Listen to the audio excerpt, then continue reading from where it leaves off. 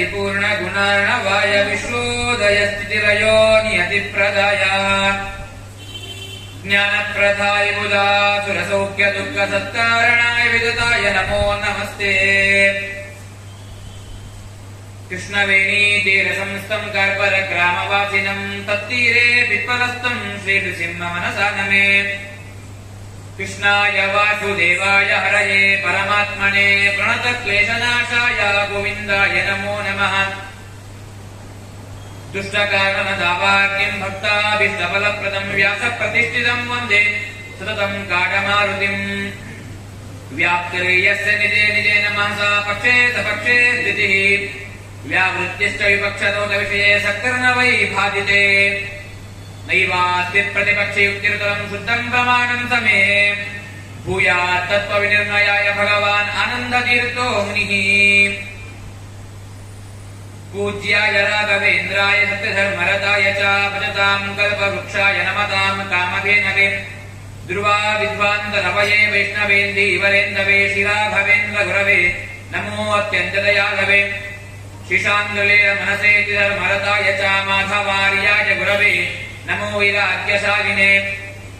ಅನವಧ್ಯಾತ್ಮ ದಾರಿದ್ರ್ಯಂ ವಾಟಿಕಥ್ಯೋತ ಭಾಸ್ಕರಂ ವಿದ್ಯಾಮಾನ್ಯ ಗುರುಂ ವಂದೇ ವಿದ್ಯಾವಿದ್ಯೋತ ಭಾಸ್ಕರಂ. ತಪಸ್ವಾಧ್ಯಾಯ ಶುಶ್ರೂಷಾ ಕೃಷ್ಣ ಪೂಜಾರ್ಥಂ ಮುನಿಂ ವಿಶ್ವೇಶಮಿಷ್ಟದಂ ವಂದೇ ಪರಿವ್ರಾಟ್ ಚಕ್ರವರ್ತಿನಂ. ಆಪಾದಮೂಲೆ ಪರ್ಯಂತಂ ಗುರುಣಾಂ ಆಕೃತಿಂ ಸ್ಮರೇತ್ ತೇನ ವಿಘ್ನಾಃ ಪ್ರಣಶ್ಯಂತಿ ಸಿದ್ಧ್ಯಂತಿ ಚ ಮನೋರಥಾಃ. ಶ್ರೀ ಗುರುಭ್ಯೋ ನಮಃ. ಶ್ರೀ ವಿಶ್ವಪ್ರಸನ್ನ ತೀರ್ಥ ಗುರುಭ್ಯೋ ನಮಃ.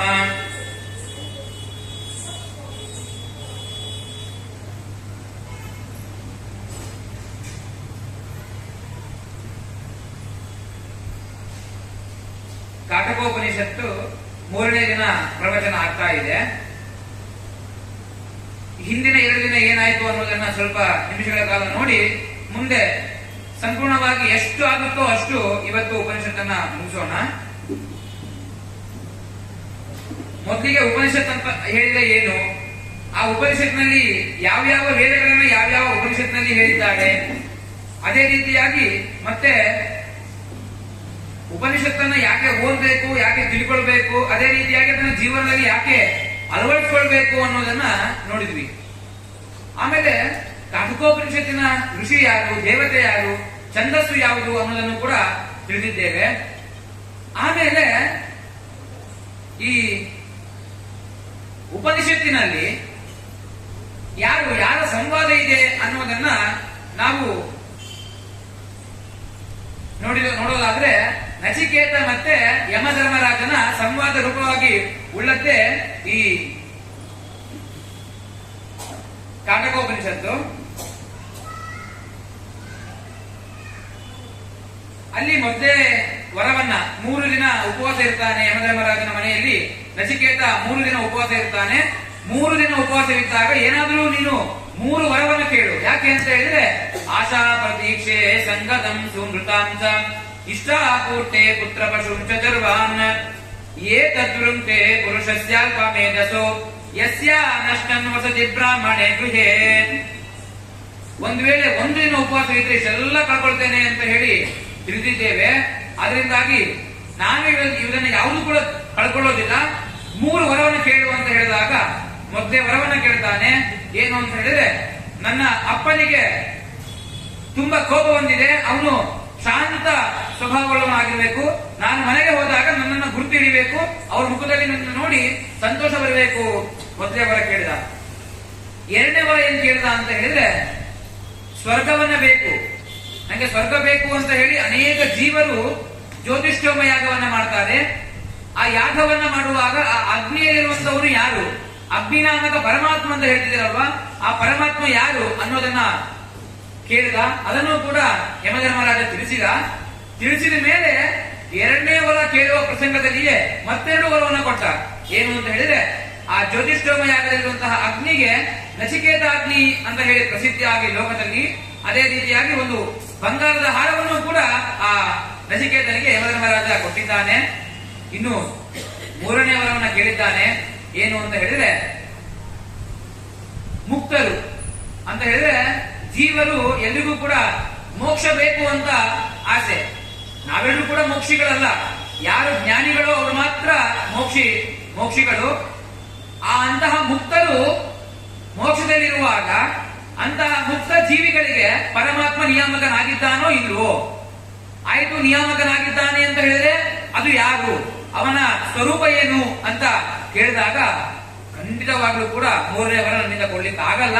ನಿಂಗೆ ಏನೇನ್ ಬೇಕಪ್ಪ ಕೇಳು, ಎಷ್ಟು ಗೋವು ಬೇಕು, ಎಷ್ಟು ಹಸು ಬೇಕು, ಎಷ್ಟು ಅಶ್ವಗಳು ಬೇಕು, ಎಷ್ಟು ಹಸ್ತಿ ಅಂದ್ರೆ ಆನೆಗಳು, ಎಷ್ಟು ಹಿರಣ್ಯ ಬೇಕು, ಬೇಡಪ್ಪ ಎಷ್ಟು ಜಾಗ ಬೇಕು ಅಷ್ಟು ಜಾಗ ತಗೋ, ಆ ಜಾಗದಲ್ಲಿ ಎಷ್ಟು ವರ್ಷ ನೀನು ಜೀವನ ಮಾಡ್ತಿ ಅಷ್ಟು ವರ್ಷ ಜೀವನ ಮಾಡು, ಇಷ್ಟೆಲ್ಲ ಹೇಳಿದ್ರು.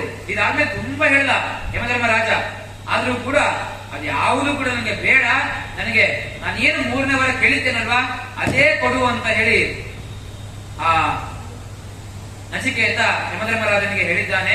ಇಷ್ಟು 2 ದಿನ ನುಡಿದ್ವಿ. ಇನ್ನು ಮುಂದೆ ಆ ಯಮಧರ್ಮರಾಜ ಭಗವಂತನ ಸ್ವರೂಪವನ್ನ ಒಂದೆರಡು ಸ್ವರೂಪವನ್ನ ಮಾತ್ರ ಧರಿಸಿದ್ದಾನೆ. ಮತ್ತೆ ಆ ಯಮಧರ್ಮರಾಜನ ಕುರಿತು ನಚಿಕೇತ ಹೇಳ್ತಾ ಇದ್ದಾನೆ, ಅನ್ಯತ್ರ ಧರ್ಮಾತ್ ಅನ್ಯತ್ರ ಧರ್ಮಾತ್ ಅನ್ಯತ್ರ ತಸ್ಮಾತ್ ಕೃತಾಕೃತಾತ್ ಅನ್ಯತ್ರ ಭೂತಾಶ್ಚ ಭೂವ್ಯಾಶ್ಚ ಯತಸ್ಥ ಪಶ್ಯಸಿ ತದ್ವದ. ಅಂದ್ರೆ ಯಾರು ಪುಣ್ಯ ಅಂದ್ರೆ ಯಾರು ಜ್ಞಾನಿಗಳಿದ್ದಾರಲ್ವಾ, ಜ್ಞಾನಿಗಳು ಜೀವರು ಇದ್ದಾರಲ್ವಾ, ಅಂತಹ ಜೀವರಿಗೆ ವಿಲಕ್ಷಣನಾದಂತಹ ಅಂದ್ರೆ ಅವರಿಗಿಂತ ಬೇರೆಯಾದಂತಹ, ಅದೇ ರೀತಿಯಾಗಿ ಪಾಪ ಉಳ್ಳವರು ಯಾರು ಜೀವಿಗಳಿದ್ದಾರಲ್ವಾ ಅವರಿಗೂ ಕೂಡ ವಿಲಕ್ಷಣ, ಅವರಿಗಿಂತಲೂ ಕೂಡ ಬೇರೆಯಾದಂತಹ, ಮತ್ತೆ ಅನೇಕ ನಿತ್ಯ ಪದಾರ್ಥಗಳಿಗೆ ಈ ಎಲ್ಲಾ ಪದಾರ್ಥಗಳ ಕಣ್ಣಿಗೆ ಕಾಣುತ್ತಲ್ವಾ, ಆ ಎಲ್ಲಾ ಪದಾರ್ಥಗಳಿಗಿಂತಲೂ ಕೂಡ ವಿಲಕ್ಷಣ ಆದಂತಹ, ಈಗ ಕಾಣುವಂತಹ ಪದಾರ್ಥಗಳು ಅಷ್ಟೇ ಅಲ್ಲ, ಅನ್ಯತ್ರ ಭೂತಾಶ್ಚ ಭವ್ಯಾಶ್ಚ ಅಂದ್ರೆ ಭೂತ ಮತ್ತೆ ಭವಿಷ್ಯತ್ ಕಾಲ, ಈ ಎರಡೂ ಕಾಲಕ್ಕಿಂತಲೂ ಕೂಡ ವಿಲಕ್ಷಣಾದಂತಹ ಮತ್ತೆ ಮುಕ್ತ ನಿಯಾಮಕನಾದಂತಹ ಆ ಭಗವಂತನನ್ನ ಯಾರು ತಿಳಿತಾರೋ, ಈ ರೀತಿಯಾಗಿ ಯಾರು ತಿಳಿತಾರೋ ಅದನ್ನು ನನಗೆ ಉಪದೇಶಿಸು ಅಂತ ಹೇಳಿ ಆ ನಚಿಕೇತ ಯಮಧರ್ಮರಾಜನಿಗೆ ಹೇಳ್ತಾ ಇದ್ದಾನೆ. ಆಯ್ತು ಅಂತ ಹೇಳಿ ಯಮಧರ್ಮರಾಜ ಅವನ ಮಾತನ್ನ ಪ್ರಾರಂಭ ಮಾಡ್ತಿದ್ದಾನೆ. ಏನು ಅಂತ ಹೇಳಿದ್ರೆ, ಸರ್ವೇ ವೇದ ಯತ್ಪದ ಮಾಮನಂತಿ ತಪಾಂಸಿ ಸರ್ವಾಣಿ ಚ ಯದ್ವದಂತಿ ಯದಿ ಇತ್ತಂಚೋ ಬ್ರಹ್ಮಚರ್ಯಂ ಚರಂತಿ ತತ್ತೇ ಪದಂ ಸಂಗ್ರಹೇಣ ಬ್ರವೀಮಿ. ಕೊನೆಯದಾಗಿ ಇಷ್ಟನ್ನ ಹೇಳಿ ಓಂ ಇತ್ಯೇತತ್ ಅಂತ ಯಮಧರ್ಮರಾಜ ಹೇಳಿದ. ಏನು ಅಂತ ಹೇಳಿದ್ರೆ, ಎಲ್ಲಾ ವೇದಗಳು 4 ವೇದಗಳು ಯಾವ ಭಗವಂತನ ಸ್ವರೂಪವನ್ನ ಮುಖ್ಯವಾಗಿ ಹೇಳ್ತಾ ಇದೆಯೋ, ಎಲ್ಲಾ ವೇದಗಳು ಭಗವಂತನ ಸ್ವರೂಪವನ್ನ ಮುಖ್ಯವಾಗಿ ಹೇಳ್ತಾ ಇದೆಯೋ, ಅದೇ ರೀತಿಯಾಗಿ ಈಗ ಒಂದು ಕರ್ಮವನ್ನ ಮಾಡಬೇಕು, ಯಾವುದಾದ್ರು ಒಂದು ಕೆಲಸವನ್ನ ಮಾಡಬೇಕು, ಆ ಕೆಲಸವನ್ನ ಮಾಡಬೇಕಾದ್ರೆ ಈ ಕೆಲಸ ಮಾಡುವುದಕ್ಕಾಗಿ ಭಗವಂತ ಪ್ರೀತನಾಗಿ ಭಗವಂತನ ಪ್ರೀತಿಗೋಸ್ಕರವಾಗಿ ನಾ ಈ ಕೆಲಸ ಮಾಡ್ತಿದ್ದೇನೆ ಅಂತ ಯಾವ್ಯಾವ ಕೆಲಸಗಳಿದೆಯಲ್ವಾ, ಮತ್ತೆ ಭಗವಂತನ ಪ್ರೀತಿ ಮತ್ತೆ ಭಗವಂತನ ಜ್ಞಾನವನ್ನ ತಿಳಿಬೇಕು ಅಂತ ಯಾರಿಗೆ ಇಚ್ಛೆ ಇದೆಯಲ್ವಾ ಅವರೆಲ್ಲರೂ ಕೂಡ ಭಗವಂತನ ಸ್ವರೂಪವನ್ನ ಸಂಪೂರ್ಣವಾಗಿ ಭಗವಂತನ ಸ್ವರೂಪವನ್ನ ಹೇಳಿಕ್ ಸಾಧ್ಯನೇ ಇಲ್ಲ. ಸಂಕ್ಷೇಪವಾಗಿ ಎಷ್ಟಾಗುತ್ತೋ ಅಷ್ಟು ಭಗವಂತನ ಸ್ವರೂಪವನ್ನ ಹೇಳ್ತೀನಿ ಅಂತ ಹೇಳಿ ಯಮಧರ್ಮರಾಜ ಹೇಳ್ತಾ ಇದ್ದಾನೆ. ಇಷ್ಟು ಹೇಳಿ ಕೊನೆಗೆ ಓಂ ಇತ್ಯೇತತ್ ಅಂತ ಹೇಳಿ ಭಗವಂತ ಯಮಧರ್ಮರಾಜ ಮಾತನ್ನು ಹೇಳಿದ. ಏನು ಓಂ ಇತ್ಯೇತತ್ ಅಂತ ಹೇಳಿದ್ರೆ ಏನು ಅಂತ ಹೇಳಿದ್ರೆ ಅದನ್ನೇ ಹೇಳ್ತಿದ್ದಾರೆ. ಏತದ್ದೇವಾಕ್ಷರಂ ಬ್ರಹ್ಮ ಏತದ್ದೇವಾಕ್ಷರಂ ಪರಂ ಏತದ್ದೇವಾಕ್ಷರಂ ಜ್ಞಾತ್ವಾ ಯೋ ಯದಿಚ್ಛತಿ ತಸ್ಯ ತತ್. ಓಂಕಾರ ವಾಚ್ಯನಾದವನೇ ಭಗವಂತ. ಯಾರು ಓಂಕಾರ ವಾಚ್ಯನಾದವನು ಭಗವಂತನಿದ್ದಾನಲ್ವಾ ಅವನು ಎಂತವನು? ಅವಿನಾಶಿ ಅಂದ್ರೆ ನಾಶ ಅಂತ ಹೇಳಿದ್ರೆ ನಾಶ ಉಳ್ಳವನು ಅಂತ ಹೇಳಿ ಅರ್ಥ. ಅವಿನಾಶಿ ಅಂತ ಹೇಳಿದ್ರೆ ಏನು ಅಂತ ಹೇಳಿದ್ರೆ ಅವನಿಗೆ ನಾಶನೇ ಇಲ್ಲ. ಓಂಕಾರ ವಾಚ್ಯನಾದಂತಹ ಭಗವಂತನಿಗೆ ನಾಶವೇ ಇಲ್ಲ. ಅದೇ ರೀತಿಯಾಗಿ ಏತದ್ದೇವಾಕ್ಷರಂ ಪರಂ ಗುಣ ಪರಿಪೂರ್ಣನೂ ಆಗಿದ್ದಾನೆ ಭಗವಂತ. ಮತ್ತೆ ಇವನೇ ಸರ್ವೋತ್ತಮ, ಭಗವಂತನೇ ಸರ್ವೋತ್ತಮ. ಭಗವಂತನ ಬಿಟ್ಟು ಮತ್ತೆ ಯಾರೂ ಕೂಡ ಸರ್ವೋತ್ತಮ ಇಲ್ವೇ ಇಲ್ಲ. ಅಂತಹ ಭಗವಂತನನ್ನ ಓಂಕಾರ ವಾಚ್ಯನಾದಂತಹ ಭಗವಂತನನ್ನ ಯಾರು ಅವಿನಾಶಿ ನಾಶವಿಲ್ಲದವ ಮತ್ತೆ ಗುಣ ಪರಿಪೂರ್ಣ ಅದೇ ರೀತಿಯಾಗಿ ಸರ್ವೋತ್ತಮ ಅಂತ ಹೇಳಿ ಯಾರು ಅವನ ಸ್ವರೂಪವನ್ನ ತಿಳಿತಾರಲ್ವಾ ಅವರಿಗೆ ಏನು ಫಲ ಏನು ಪುಣ್ಯ ಅನ್ನೋದನ್ನ ತಿಳಿಸ್ತಾ ಇದ್ದಾನೆ ಯಮಧರ್ಮರಾಜ. ಜ್ಞಾತ್ವ ಯೋ ಇನಿಚ್ಛತಿ ತಸ್ಯತತ್.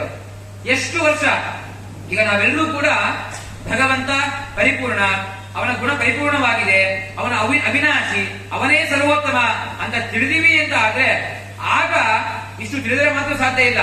ನಮ್ಮಲ್ಲಿ ಭಕ್ತಿ ಬೇಕು. ನಮ್ಮಲ್ಲಿ ಭಕ್ತಿ ಇದ್ರೆ ಮಾತ್ರ, ಭಕ್ತಿ ಇದ್ಕೊಂಡು ಇವೆಲ್ಲನ್ನೆಲ್ಲ ತಿಳ್ಕೊಂಡ್ರೆ ಆಗ ಮಾತ್ರ ಭಗವಂತ ಬರಲಿಕ್ಕೆ ಸಾಧ್ಯ.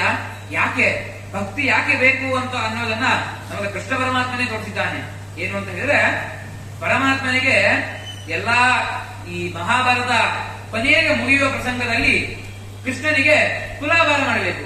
ನಾವು ಪಾಂಡವರು ಗೆದ್ದೀವಿ ಅಂತ ಆದ್ರೆ ಅದು ಪರಮಾತ್ಮನಿಂದಾನೆ. ಪರಮಾತ್ಮ ಇದ್ದಾದ್ರಿಂದಾಗಿ ನಾವು ಗೆದ್ದಿದ್ದೇವೆ. ಅದರಿಂದಾಗಿ ಪರಮಾತ್ಮನಿಗೆ ಒಂದು ತುಲಾಭಾರ, ಚಿಕ್ಕದಂತಹ ತುಲಾಭಾರ ಮಾಡಬೇಕು ಅಂತ ಹೇಳಿ ಧರ್ಮರಾಜ ಮುಂತಾದವರು ಕೂಡ ನಿರ್ಣಯ ಮಾಡ್ತಾರೆ. ನಿರ್ಣಯ ಮಾಡಿದಾಗ ತುಲಾಭಾರ ಕಾರ್ಯಕ್ರಮ ನಡೀತಾ ಇದೆ. ಒಂದು ತಕ್ಕಡಿಯಲ್ಲಿ ಕೃಷ್ಣ ಪರಮಾತ್ಮ ಕೂತಿದ್ದಾನೆ, ಇನ್ನೊಂದು ತಕ್ಕಡಿಯಲ್ಲಿ ಯಮಧರ್ಮರಾಜ ಬರ್ತಾನೆ, ವಜ್ರ ವೈಡೂರ್ಯಗಳನ್ನು ಹಾಕ್ತಾನೆ. ನಂತರ ಭೀಮಸೇನ ದೇವರು ಬರ್ತಾರೆ, ಅವರು ವಜ್ರ ವೈಡೂರ್ಯ ಹಾಕ್ತಾರೆ. ಅರ್ಜುನ, ನಕುಲ, ಸಹದೇವ ಎಲ್ಲಾ ಪಾಂಡವರು ಬರ್ತಾರೆ. ಪಾಂಡವರ ಕಡೆ ಗುರು ಹಿರಿಯರು, ಭೀಷ್ಮರು, ದ್ರೋಣರು, ಅವ್ರು ಯಾರು ಆ ಪ್ರಸಂಗದಲ್ಲಿ ಯಾರ್ಯಾರು ಇದ್ರು ಅವರೆಲ್ಲರೂ ಕೂಡ ಅಲ್ಲಿ ಬಂದು ಈ ಕಡೆ ತಕ್ಕಡಿಯಲ್ಲಿ ಎಷ್ಟು ಭಾರವಾದಂತಹ ಬಂಗಾರ, ವಜ್ರ, ವೈಡೂರ್ಯಗಳನ್ನೆಲ್ಲ ಹಾಕ್ತಾರೆ. ಆದ್ರೆ ಇಷ್ಟನ್ನೆಲ್ಲ ಹಾಕಿದ ಮೇಲೆ ಕೃಷ್ಣ ಪರಮಾತ್ಮ ಮೇಲಕ್ಕೆ ಬರಬೇಕಿತ್ತು. ಯಾಕೆ? ಭಾರವಾದಂತಹ ವಸ್ತು ಇದೆಯಾದ್ರಿಂದಾಗಿ ಭಗವಂತ ಮೇಲಕ್ಕೆ ಬರಬೇಕಿತ್ತು. ಇಷ್ಟೆಲ್ಲ ಹಾಕಿದ್ರು ಕೂಡ ಭಗವಂತ ಮೇಲಕ್ಕೆ ಬರಲೇ ಇಲ್ಲ. ಕೊನೆಯದಾಗಿ ರುಕ್ಮಿಣಿ ಬರ್ತಾಳೆ. ರುಕ್ಮಿಣಿ ಬಂದು ಒಂದೇ ತುಳಸಿದಳ, ಒಂದು ತುಳಸಿದಳವನ್ನ ಇಟ್ಕೊಂಡು ಈ ಕಡೆ ತಕ್ಕಡಿಯಲ್ಲಿ ಹಾಕ್ತಾಳೆ. ಪರಮಾತ್ಮ ಈ ಕಡೆ ಇದ್ದಾನೆ, ಈ ಕಡೆ ತಕ್ಕಡಿಯಲ್ಲಿ ಒಂದು ತುಳಸಿದಳವನ್ನ ಆ ರುಕ್ಮಿಣಿ ಹಾಕಿದಾಗ ಪರಮಾತ್ಮ ಒಮ್ಮೆಲೆ ಮೇಲೆ ಬಂದಂತೆ. ಎಲ್ಲಿಗೂ ಕೂಡ ಆಶ್ಚರ್ಯ. ಯಾಕೆ? ಅಷ್ಟು ವಜ್ರ ವೈಡೂರ್ಯ ಹಾಕಿದ್ರು ಕೂಡ ಭಗವಂತ ಮೇಲೆ ಬರಲಿಲ್ಲ. ಒಂದೇ ತುಳಸಿದಳ ಹಾಕಿದ ಭಗವಂತ ಯಾಕೆ ಮೇಲೆ ಬಂದ ಅಂತ ಎಲ್ಲರೂ ಕೂಡ ಆಶ್ಚರ್ಯಗೊಂಡಾಗ ಭಗವಂತ ಹೇಳ್ತಾನೆ, ಯಾಕೆ ಅಂತ ಹೇಳಿದ್ರೆ ಎಲ್ಲರಲ್ಲಿ ಕೂಡ ಭಕ್ತಿ ಇತ್ತು ನಿಮ್ಮಲ್ಲಿ, ಆದ್ರೆ ಆ ರುಕ್ಮಿಣಿಯಲ್ಲಿ ತುಂಬಾ ಭಕ್ತಿ ಉಳ್ಳವಳಾಗಿ ಒಂದೇ ತುಳಸಿ ದಳವನ್ನು ಕೊಟ್ಟರು ಕೂಡ ಅವಳು ಭಕ್ತಿಯಿಂದ ಇಟ್ಟಿದ್ದಾಳೆ. ಅದರಿಂದಾಗಿ ನಾನು ಮೇಲೆ ಬಂದೆ ಅಂತ ಭಗವಂತ ಹೇಳ್ತಾನೆ. ಅದರಿಂದಾಗಿ ನಾವೆಲ್ಲರೂ ಕೂಡ ಭಗವಂತ ಅವಿನಾಶಿ, ನಾಶವಿಲ್ಲದವ, ಅವನೇ ಸರ್ವೋತ್ತಮ, ಅದೇ ರೀತಿಯಾಗಿ ಅವನೇ ಗುಣ ಪರಿಪೂರ್ಣ, ಇಷ್ಟೇ ತಿಳ್ಕೊಂಡು ಭಗವಂತನ ಪೂಜೆ ಮಾಡೋದಾಗ್ಲಿ, ಅವನ ಧ್ಯಾನವನ್ನ ಮಾಡಿದ್ರೆ ಭಗವಂತ ನಮಗೆ ಸಾಕ್ಷಾತ್ಕಾರ ಆಗೋದೇ ಇಲ್ಲ. ಯಾವಾಗ ಅವನು ಸಾಕ್ಷಾತ್ಕಾರ ಆಗ್ತಾನೆ ಅಂತ ಹೇಳಿದ್ರೆ ಯಾವಾಗ ನಾವು ಅವನಲ್ಲಿ ಭಕ್ತಿಯನ್ನು ಇಡ್ತೇವೋ ಆವಾಗ ಮಾತ್ರ ಅವನು ನಮಗೆ ಸಾಕ್ಷಾತ್ಕಾರ ಆಗ್ತಾನೆ ಅಂತ ಹೇಳಿ ಭಗವಂತನೇ ತಿಳಿಸಿದ್ದಾನೆ. ಅದರಿಂದಾಗಿ ನಾವು ಕೂಡ ಮೊದಲಿಗೆ ನಾವು ಭಗವಂತನಲ್ಲಿ ಭಕ್ತಿಯನ್ನ ಇಟ್ಟು ನಂತರದಲ್ಲಿ ಪೂಜೆಯನ್ನ ಮಾಡಬೇಕು ಅನ್ನೋದನ್ನ ನಮಗೆ ಉಪನಿಷತ್ತು ತಿಳಿಸ್ತಾ ಇದೆ. ಇಷ್ಟೇ ಹೇಳಿದ್ರು. ಇಷ್ಟು ಹೇಳಿದ ಮೇಲೆ ಓಂಕಾರ ವಾಚ್ಯ ಭಗವಂತ ಅಂತ ಹೇಳಿದ್ರು. ಯಾಕೆ ಓಂಕಾರ ವಾಚ್ಯ ಭಗವಂತ ಮುಖ್ಯ, ಇಡೀ ಪ್ರಪಂಚಕ್ಕೆ ಮುಖ್ಯ ಆಶ್ರಯನಾಗುವನೇ ಭಗವಂತ. ಯಾವ ರೀತಿಯಾಗಿ ಅಂತ ಹೇಳಿದ್ರೆ, ಈಗ ಒಬ್ಬ ರಾಜ ಇರ್ತಾನೆ. ಆ ರಾಜ ಅವನ್ಗೇನ್ ಕೆಲಸ, ಅವನ್ಗೇನು, ಅವನ ಸ್ಥಾನ ಏನು ಅಂತ ಹೇಳಿದ್ರೆ ಅವನ ರಾಜ್ಯಕ್ಕೆ ಮಾತ್ರ ರಾಜ. ಅವನು ಬೇರೆ ರಾಜ್ಯಕ್ಕೆ ಅವನು ರಾಜನಲ್ಲ. ರಾಷ್ಟ್ರಕ್ಕೆ ಮಾತ್ರ, ಅವನಿಗೆ ಯಾವ ರಾಷ್ಟ್ರ ಇದೆಯೋ ಆ ರಾಷ್ಟ್ರಕ್ಕೆ ಮಾತ್ರ ರಾಜ್ಯ ಆಳ್ತಿರ್ತಾನೆ ಆ ರಾಜ. ಆದ್ರೆ ಭಗವಂತ ಆ ರೀತಿಯಾಗಿ ಅಲ್ಲ. ಕೇವಲ ರಾಜನಂತೆ ಭಗವಂತ ಅಲ್ಲ. ಹೇಗೆ ಅಂತ ಹೇಳಿದ್ರೆ ಇಡೀ ಪ್ರಪಂಚಕ್ಕೆ ಮುಖ್ಯ ಆಶ್ರಯನಾದವನು, ಒಡೆಯನಾದವನು ಯಾರು ಅಂತ ಹೇಳಿದ್ರೆ ಅದು ಭಗವಂತ ಅಂತ ಹೇಳಿ ತಿಳಿಸ್ತಾ ಇದ್ದಾರೆ. ಇಷ್ಟು ಹೇಳಿ ಆಮೇಲೆ ಹೇಳ್ತಾ ಇದ್ದಾರೆ, ಬ್ರಹ್ಮಜ್ಞಾನಿ ಯಾರು? ಬ್ರಹ್ಮಜ್ಞಾನಿ ಯಾರು ಅಂತ ಹೇಳಿದ್ರೆ ಭಗವಂತನನ್ನ ತಿಳ್ಕೊಳ್ಬೇಕು ಅಂತ ಯಾರಲ್ಲಿ ಮನಸ್ಸಿನಲ್ಲಿ ಇದೆಯೋ, ಆಸೆ ಇದೆಯೋ ಅವರು ಬ್ರಹ್ಮಜ್ಞಾನಿಗಳು. ಮೋಕ್ಷಕ್ಕೆ ನಂಗೆ ಮೋಕ್ಷ ಬೇಕು ಅಂತ ಯಾರು ಮುಮುಕ್ಷುಗಳಿದ್ದಾರಲ್ವಾ ಅವರು ಬ್ರಹ್ಮಜ್ಞಾನಿಗಳು. ಆ ಬ್ರಹ್ಮಜ್ಞಾನಿಗಳಿಗೂ ಕೂಡ ಯಾವ ರೀತಿಯಾಗಿ ಪರಮಾತ್ಮನಿಗೆ ಜನನ ಮತ್ತೆ ಮರಣ ಇರುವೋ ಅದೇ ರೀತಿಯಾಗಿ ಈ ಮುಮುಕ್ಷುಗಳಿಗೆ, ಮುಕ್ತ ಜೀವನಿಗಳಿಗೆ ಜನನ ಮತ್ತೆ ಮರಣ ಇಲ್ಲ ಅಂತ ತಿಳಿಸ್ತಾ ಇದ್ದಾರೆ. ಕೇವಲ ಅವರಿಗಷ್ಟೇ ಅಲ್ಲ, ನಮ್ಗೆಲ್ರಿಗೂ ಕೂಡ ಜೀವ ಹುಟ್ಟು ಇಲ್ಲ, ಸಾವು ಇಲ್ಲ. ಅಯ್ಯೋ ನಾವು ಹುಟ್ಟಿದ್ದೇವೆ, ಪ್ರತಿ ವರ್ಷವೂ ಕೂಡ ನಾವು ಹುಟ್ಟಿದ ಹಬ್ಬವನ್ನು ಆಚರಣೆ ಮಾಡ್ಕೊಳ್ತೇವೆ, ಒಂದು ದಿನ ಸಾಯ್ತೇವೆ. ಅಂತಹ ಒಂದು ದಿನ ಪ್ರತಿ ವರ್ಷವೂ ಕೂಡ ನಮ್ಮ ಮಕ್ಕಳು ಮೊಮ್ಮಕ್ಕಳು ಶ್ರಾದ್ದವನ್ನು ಮಾಡ್ತಾರೆ ಅಲ್ವಾ ಅಂತ ಹೇಳಿದ್ರೆ ಅದು ಕೇವಲ ನಮ್ಮ ಶರೀರಕ್ಕೆ ಮಾತ್ರ, ನಮ್ಮ ಆತ್ಮಕ್ಕೆ ಯಾವತ್ತೂ ಕೂಡ ಹುಟ್ಟೂ ಇಲ್ಲ, ಸಾವೂ ಇಲ್ಲ ಅನ್ನೋದನ್ನ ಈ ಯಮಧರ್ಮರಾಜ ತಿಳಿಸ್ತಾ ಇದ್ದಾನೆ. ಏನು ಅಂತ ಹೇಳಿದ್ರೆ, ನ ಜಾಯತೆ ಮ್ರಿಯತೆ ವಾ ವಿಪಸ್ಥಿತ ನಾಯಂ ಕುತಶ್ಚಿತ್ ನ ಭೂಭುವ ಕಶ್ಚಿತ್ ಅಜೋ ನಿತ್ಯ ಶಾಶ್ವತೋಯಂ ಪುರಾಣೋ ನ ಹನ್ಯತೆ ಹನ್ಯಮಾನೇಪಿ ದೇಹೇ. ಭಗವಂತ ಆಗಬೇಕಾದ್ರೆ ಯಾವುದೇ ಕಾರಣದಿಂದಲೂ ಕೂಡ ಜನಿಸದೆ ಹುಟ್ಟು ಅವನಿಗೆ ಇಲ್ಲೇ ಇಲ್ಲ. ಭಗವಂತನಿಗೆ ಯಾವ ಒಂದು ಕಾರಣದಿಂದ ಹುಟ್ಟು ಇಲ್ಲೇ ಇಲ್ಲ, ಹುಟ್ಟೂ ಇಲ್ಲ, ಮತ್ತೆ ಮರಣವನ್ನು ಕೂಡ ಅವನು ಹೊಂದಕ್ಕೆ ಸಾಧ್ಯನೇ ಇಲ್ಲ. ಹುಟ್ಟಿದ್ರೆ ತಾನೇ ಮರಣ ಬರೋದು, ಹುಟ್ಟೂ ಇಲ್ಲ ಅಂದ ಮೇಲೆ ಅವನಿಗೆ ಮರಣವೂ ಕೂಡ ಬರಲಿಕ್ಕೆ ಸಾಧ್ಯ ಇಲ್ಲ. ಅದರಿಂದಾಗಿ ಭಗವಂತನನ್ನ ಯಾರು ಕಾಣ್ತಾರಲ್ವಾ, ಭಗವಂತನನ್ನ ಯಾರು ಕಾಣೋದು? ಮುಮುಕ್ಷುಗಳು. ಮೋಕ್ಷಕ್ಕೆ ಯಾರು ಹೋಗ್ತಾರಲ್ವಾ ಅವರು ಕೂಡ ಭಗವಂತನನ್ನ ಕಾಣ್ತಾರೆ. ಅವರಿಗೂ ಕೂಡ ಹುಟ್ಟು ಇಲ್ಲ, ಸಾವು ಇಲ್ಲ. ಮತ್ತೆ ನಮಗೆ ಹುಟ್ಟಿದೆ, ಸಾವಿದೆ ಅಂತ ನಮಗೆ ಭ್ರಾಂತಿ ಇದೆ ಅಲ್ವಾ? ಕೇವಲ ಭ್ರಾಂತಿ ಅಷ್ಟೇ. ನಿಜವಾಗ್ಲೂ ಕೂಡ ನಮಗೆ ಹುಟ್ಟು ಸಾವು ಇಲ್ಲೇ ಇಲ್ಲ. ಹೇಗೆ ಅಂತ ಹೇಳಿದ್ರೆ ಅದನ್ನೇ ತಿಳಿಸ್ತಾ ಇದ್ದಾರೆ. ಕೇವಲ ಈ ಜಡ ದೇಹ ಇದಲ್ವಾ, ನಮ್ಮ ಮೇಲೆ ಒಂದು ಆಭರಣ.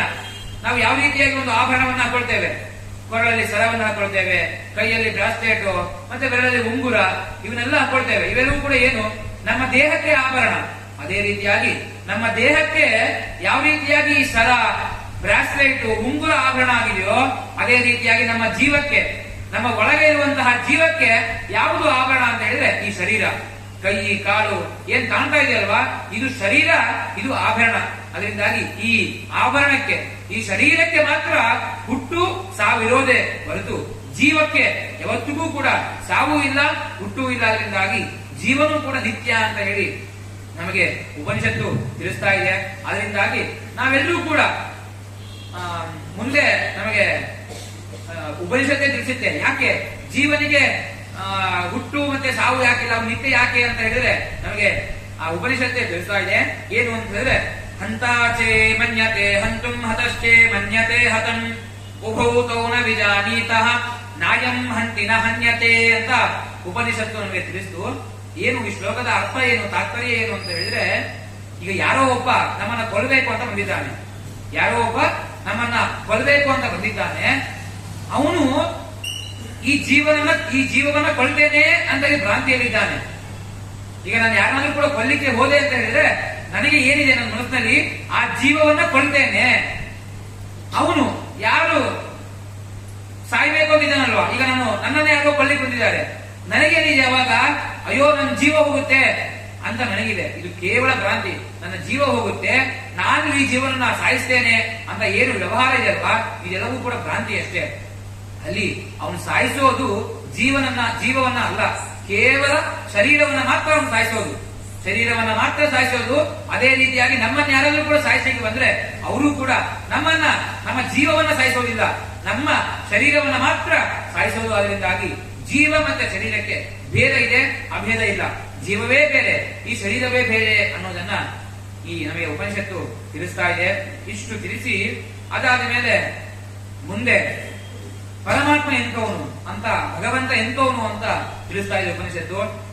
ಅನೋರಣೀಯಾನ್ ಮಹತೋ ಮಹೀಯಾನ್ ಆತ್ಮಸ್ಯ ಜಂತೋ ನಿಹಿತೋ ಗುಹಾಯಾನ್ ತಮಕ್ರದು ಪಶ್ಯತಿ ವೀತ ಶೋಕೋ ದಾತಂ ಪ್ರಸಾದಾನ್ ಮಹಿಮಾನಮಾತ್ಮನಃ.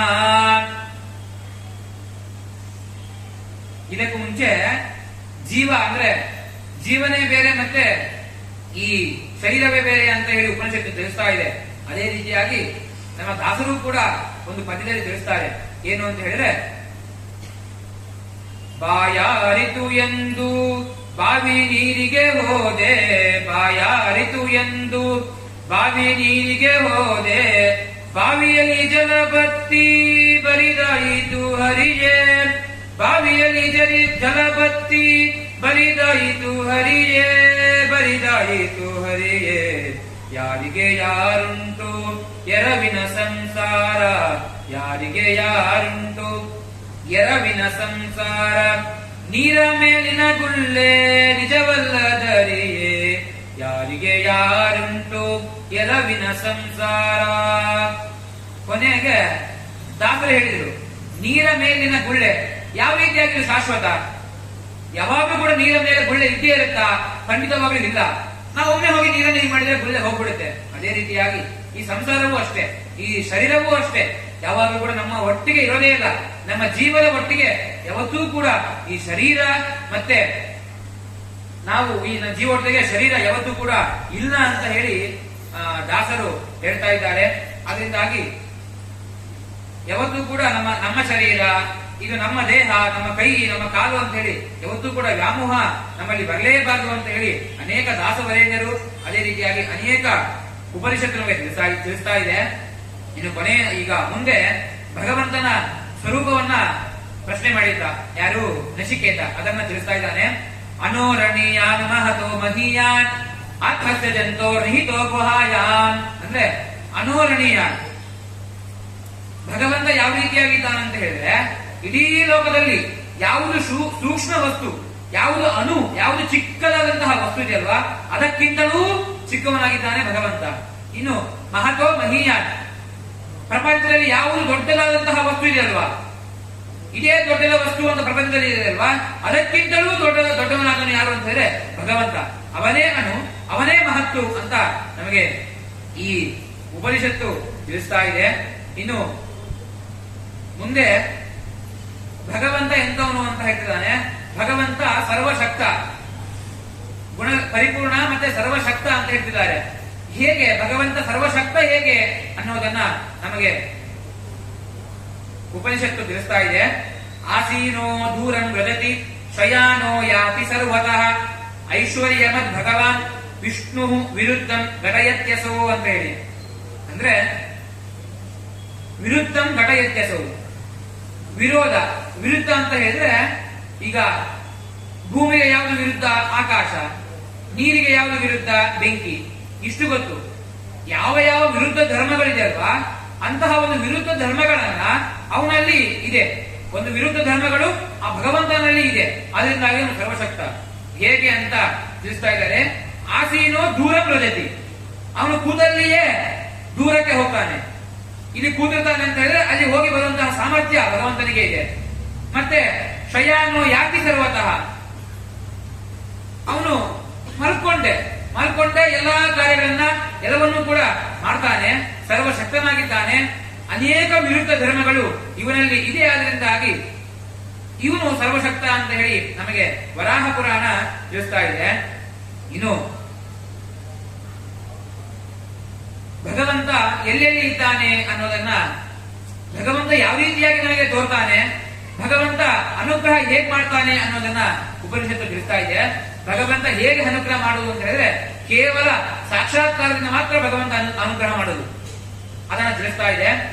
ನಾಯಮಾತ್ಮ ಪ್ರವಚನೇನ ಲಭ್ಯೋ ನ ಮೇಧಯಾ ನ ಬಹುನಾ ಶ್ರುತೇನ ಯಮೈವೇಷ ಕೃಣತೆ ತೇನ ಲಭ್ಯ ತಸ್ಮೈಷ ಆತ್ಮ ವಿಗುಣತೆ ತನುಸ್ವಾನ್. ಭಗವಂತ ಯಾರೋ ಒಬ್ರು ಪಾಠವನ್ನ ಮಾಡ್ತಾ ಇದ್ದಾರೆ, ನಾವು ಪಾಠವನ್ನ ಕೇಳ್ತಾ ಇದ್ದೇವೆ, ಅದರಿಂದ ಭಗವಂತ ನಮಗೆ ತಿಳಿತಾನ, ಗೋಚರನಾಗ್ತಾನ? ಖಂಡಿತವಾಗ್ಲೂ ಕೂಡ ಇಲ್ಲ.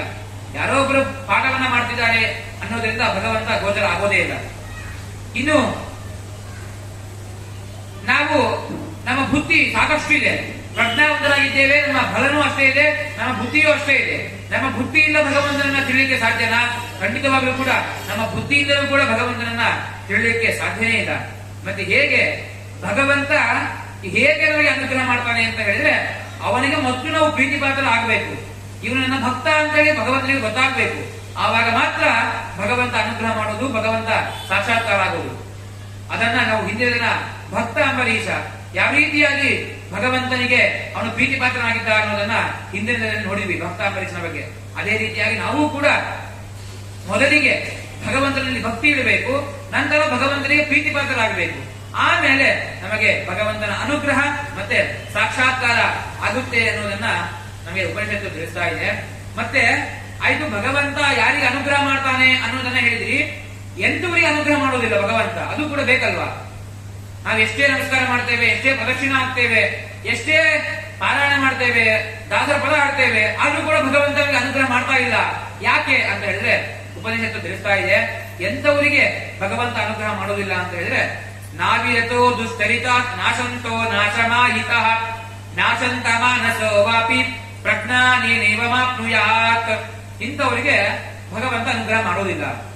ಎಂತವರು ಅಂತ ಹೇಳಿದ್ರೆ, ಯಾರು ದುರಾಚಾರಗಳಿಂದ ದೂರ ಇರೋದಿಲ್ವೋ, ಅಂದ್ರೆ ಯಾರು ಸಜ್ಜನರು ಅಂತ ಇರ್ತಾರೋ ಅವ್ರ ಒಟ್ಟಿಗೆ ಇರದೆ ದುರ್ಜನರ ಒಟ್ಟಿಗೆ ಯಾರು ಇರ್ತಾರೋ ಅವರಿಂದ ಯಾರು ದೂರ ಇರೋದಿಲ್ವೋ ಅಂತವರಿಗೆ ಭಗವಂತ ಅನುಗ್ರಹ ಮಾಡೋದೇ ಇಲ್ಲ.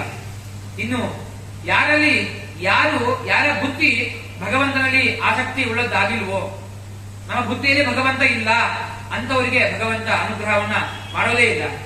ಇನ್ನು ಅನೇಕ ಪದಾರ್ಥಗಳ ಯಥಾರ್ಥ ಜ್ಞಾನ, ಅಂದ್ರೆ ಇದನ್ನು ನೋಡ್ತೀವಿ ಅಂದ್ರೆ ಇದು ಗಂಟೆ ಅಂತ ನಮ್ಗೆ ಗೊತ್ತಾಗ್ಬೇಕು, ಇದು ಪುಸ್ತಕ ಅಂತ ಗೊತ್ತಾಗ್ಬೇಕು. ಇಂತಹ ಯಥಾರ್ಥ ಜ್ಞಾನ, ಭಗವಂತ ಅಂತ ಗೊತ್ತಾಗ್ಬೇಕು, ಅವನು ನಾನು ಒಂದೇ ಅಂತ ಯಾರು ತಿಳಿತಾರೋ ಅಂತವರಿಗೂ ಕೂಡ ಭಗವಂತ ಅನುಗ್ರಹವನ್ನ ಮಾಡೋದೇ ಇಲ್ಲ. ಮತ್ತೆ ಮುಖ್ಯವಾಗಿ ಹೇಳ್ತಾ ಇದ್ದಾರೆ ಏನಂತ ಹೇಳಿದ್ರೆ, ವಿಷಯ ಸುಖಗಳಲ್ಲಿ ವೈರಾಗ್ಯ ಇರಬೇಕು. ಯಾರಿಗೆ ವಿಷಯ ಸುಖದಲ್ಲಿ ವೈರಾಗ್ಯವಿರೋದಿಲ್ವೋ ಅಂತವರಿಗೆ ಭಗವಂತ ಅನುಗ್ರಹ ಮಾಡೋದೇ ಇಲ್ಲ. ಕೇವಲ ಭಗವಂತ ಅನುಗ್ರಹ ಮಾಡೋದಲ್ಲ, ಅವರು ಮುಮುಕ್ಷುಗಳಾಗೋದಿಲ್ವ, ಅವರಿಗೆ ಮೋಕ್ಷವೂ ಕೂಡ ಸಿಗೋದಿಲ್ಲ ಅಂತ ಹೇಳಿ, ಭಗವಂತನ ಪ್ರಸಾದವೂ ಕೂಡ ಸಿಗೋದಿಲ್ಲ ಅಂತ ಹೇಳಿ ನಮಗೆ ಉಪನಿಷತ್ತು ತಿಳಿಸ್ತಾ ಇದೆ. ಇನ್ನು ಕೊನೆಯದಾಗಿ ಹೇಳ್ತಾ ಇದ್ದಾರೆ ಏನು ಅಂತ ಹೇಳಿದ್ರೆ, ಯಸ್ಯ ಬ್ರಹ್ಮಚ ಶುಕ್ತಂಚ ಉಭಯ ಭವತ ಓದನಃ ಮೃತ್ಯೋರ್ ಯಸ್ಯೋಪಸೇಜನಂ ಕೈತ್ತಾ ವೇದ ಇತ್ಯಸಃ ಅಂತೇಳಿ. ಅಂದ್ರೆ ಬ್ರಾಹ್ಮಣ ಜಾತಿ, ಅದೇ ರೀತಿಯಾಗಿ ಬ್ರಾಹ್ಮಣ ಜಾತಿಗೆ ಅಭಿಮಾನಿ ದೇವತೆ ಯಾರು ಅಂತ ಹೇಳಿದ್ರೆ ಸ್ವತಃ ಬ್ರಾಹ್ಮಣನಾದಂತಹ ಚತುರ್ಮುಖ ಬ್ರಹ್ಮದೇವರು ಈ ಬ್ರಾಹ್ಮಣ ಜಾತಿಗೆ ಅಭಿಮಾನಿ ದೇವತೆ. ಅದೇ ರೀತಿಯಾಗಿ ಸ್ವತಃ ಕ್ಷತ್ರಿಯ ಜಾತಿಗೆ ಅಭಿಮಾನಿ ದೇವತೆ ಯಾರು ಅಂತ ಹೇಳಿದ್ರೆ ಮುಖ್ಯ ಪ್ರಾಣ ದೇವರು. ಇಂತಹ ಮುಖ್ಯ ಪ್ರಾಣ ದೇವರಿಗೆ ಮತ್ತೆ ಬ್ರಹ್ಮನಿಗೆ, ಚತುರ್ಮುಖ ಬ್ರಹ್ಮನಿಗೆ ಯಾರು ನಿಯಾಮಕ, ಇವರಿಬ್ಬರು ಯಾರ ಅಧೀನದಲ್ಲಿದ್ದಾರೆ ಅಂತ ಹೇಳಿದ್ರೆ ಆ ಭಗವಂತನ ಅಧೀನದಲ್ಲಿದ್ದೇವೆ. ಅದರಿಂದಾಗಿ ನಾವೂ ಕೂಡ ಯಾರ ಅಧೀನದಲ್ಲಿದ್ದೇವೆ ಅಂದ್ರೆ ಭಗವಂತನ ಅಧೀನದಲ್ಲೇ ಇದ್ದೇವೆ. ಇದು ಒಂದು ಭಗವಂತನ ಸ್ವರೂಪ ಇಷ್ಟು ಇದೆ ಅಂತ ಹೇಳಿ ಆ ಯಮಧರ್ಮರಾಜ ಈ ನಚಿಕೇತನಿಗೆ ಹೇಳ್ತಾ ಇದ್ದಾನೆ. ಇನ್ನು ಮುಂದೆ ತಿಳಿಸ್ತಾ ಇದ್ದಾರೆ, ಅಗ್ನಿ ಎರಡನೇ ವರವನ್ನು ಕೇಳಿದ್ದ. ಜ್ಯೋತಿಷ್ಠೋಮ ಅಗ್ನಿಯಲ್ಲಿರುವಂತಹ ಭಗವಂತ ಯಾರು ಅಂತ ಕೇಳಿದ್ದ. ಮೂರನೇ ವರ ಏನ್ ಕೇಳಿದ, ಮುಕ್ತರಲ್ಲಿ ಮುಮುಕ್ಷುಗಳು, ಮೋಕ್ಷದಲ್ಲಿರುವಂತಹ ಮುಕ್ತರಿಗೆ ಭಗವಂತ ನಿಯಾಮಕನಲ್ವೋ? ಹೌದು ಅಂತ ಆದ್ರೆ ಅವರಿಗೆ ಯಾರು ನಿಯಾಮಕ? ಅಂತಹ ಭಗವಂತನ ಸ್ವರೂಪವೇನು? ಮೊದಲೇದು ಅಗ್ನಿಯಲ್ಲಿರುವಂತಹ ಭಗವಂತನ ಸ್ವರೂಪ ಏನು, ಎರಡನೇದು ಮುಕ್ತರಿಗೆ ನಿಯಾಮಕನಾದಂತಹ ಭಗವಂತ ಸ್ವರೂಪವೇನು ಅಂತ ಎರಡು ಪ್ರಶ್ನೆ ಕೇಳಿದ್ದಾನೆ. ಇವರಿಬ್ಬರಲ್ಲಿಯೂ ಕೂಡ ಅಗ್ನಿಯಲ್ಲಿರುವಂತಹ ಅಗ್ನಿನಾಮಕ ಪರಮಾತ್ಮ ಮತ್ತೆ ಮುಕ್ತರಿಗೆ ನಿಯಾಮಕನಾದಂತಹ ಭಗವಂತ ಇಬ್ರೂ ಕೂಡ ಒಬ್ಬನೇ ಅಂತ ಈ ನಚಿಕೇತನಿಗೆ ಈ ಯಮಧರ್ಮರಾಜ ತಿಳಿಸ್ತಾ ಇದ್ದಾನೆ. ಮತ್ತೆ ಮುಂದೆ ಹೇಳ್ತಾ ಇದ್ದಾರೆ, ಅಂತ ಮತ್ತೆ ಅಂತರಾತ್ಮ ಅಂತ ಹೇಳಿ ಎರಡು ರೂಪಗಳಿದೆ ಪರಮಾತ್ಮನಿಗೆ. ಅಂತ ಮತ್ತೆ ಅಂತರಾತ್ಮ ಅಂತ ಹೇಳಿ ಎರಡು ರೂಪಗಳು. ಇವೆರಡೂ ಕೂಡ ವಿಷ್ಣುವಿನ ಭಗವಂತನೇ ರೂಪವಾಗಿದೆ. ಈ ರೀತಿಯಾಗಿ ಯಾರು ಅಂತ ಮತ್ತೆ ಅಂತರಾತ್ಮ ಅಂತ ತಿಳ್ಕೊಂಡು ಯಾರು ಭಗವಂತನನ್ನ ಪೂಜಿಸ್ತಾರೋ, ಯಾರು ಧ್ಯಾನಿಸ್ತಾರೋ ಅವರಿಗಾಗಬೇಕಾದ್ರೆ ಅಂತವರಿಗೆ ಭಗವಂತ ಮುಕ್ತಿಯಲ್ಲಿ ನಿಯಾಮಕನಾಗಿದ್ದಾನೆ ಅಂತ ಹೇಳಿ ಈ ಯಮಧರ್ಮರಾಜ ಆ ನಚಿಕೇತನಿಗೆ ಹೇಳ್ತಾ ಇದ್ದಾನೆ. ಒಮ್ಮೆ ಯಾರಾದ್ರೂ ಸಮಯ 7 ಆದ್ರೆ ಒಮ್ಮೆ ತಿಳಿಸಿ ಆಯ್ತಾ, ಸಮಯ 7 ಗಂಟೆ ಆದ್ರೆ ತಿಳಿಸಿ. ಇನ್ನು ಮುಂದೆ ಆಯ್ತು, ಭಗವಂತನನ್ನ ಅಂತ ಮತ್ತೆ ಅಂತರಾತ್ಮ ಈ ರೀತಿಯಾಗಿ ಧ್ಯಾನ ಮಾಡಬೇಕು ಅಂತ ತಿಳಿಸಿದ್ರಿ. ಧ್ಯಾನ ಮಾಡಲು ಏನು ಅತ್ಯವಶ್ಯಕ, ಏನು ಜೀವಗಳಿಗೆ ಧ್ಯಾನ ಮಾಡಲು ಅತ್ಯವಶ್ಯಕ ಏನು ಅಂತ ಹೇಳಿದ್ರೆ ಶರೀರ, ಇಂದ್ರಿಯಗಳು ಅತ್ಯವಶ್ಯಕ. ಅದನ್ನೇ ತಿಳಿಸ್ತಾ ಇದ್ದಾರೆ. ನಮ್ಮ ಇಂದ್ರಿಯಗಳು ಯಾವ ರೀತಿಯಾಗಿ ಇದೆ ಅನ್ನೋದನ್ನ ತಿಳಿಸ್ತಾ ಇದ್ದಾರೆ. ಆತ್ಮಾನ ರತಿನಂ ವಿದ್ಧಿ ಶರೀರಂ ರಥಮೇವಚ ಬುದ್ಧಿಂತು ಸಾರಥಿಂ ವಿದ್ಧಿ ಮನ ಪ್ರಗರಮೇವಚ ಅಂತ ಹೇಳಿದ್ರು. ಅಂದ್ರೆ ಆತ್ಮಾನ ರತಿನಂ ವಿದ್ಧಿ, ನಮ್ ಜೀವ ಇದೆ ಅಲ್ವಾ, ಈ ಜೀವವೇ ರಥಿಕ. ತಲೆಯಲ್ಲಿ ಒಂದು ರಥ ಇದೆ ಅಂತ ಅನ್ಕೊಳ್ಳಿ. ಈಗ ನಮ್ಮ ಮುಂದೆ ರಥ ಇದೆ. ರಥಕ್ಕೆ ಏನಿರುತ್ತೆ?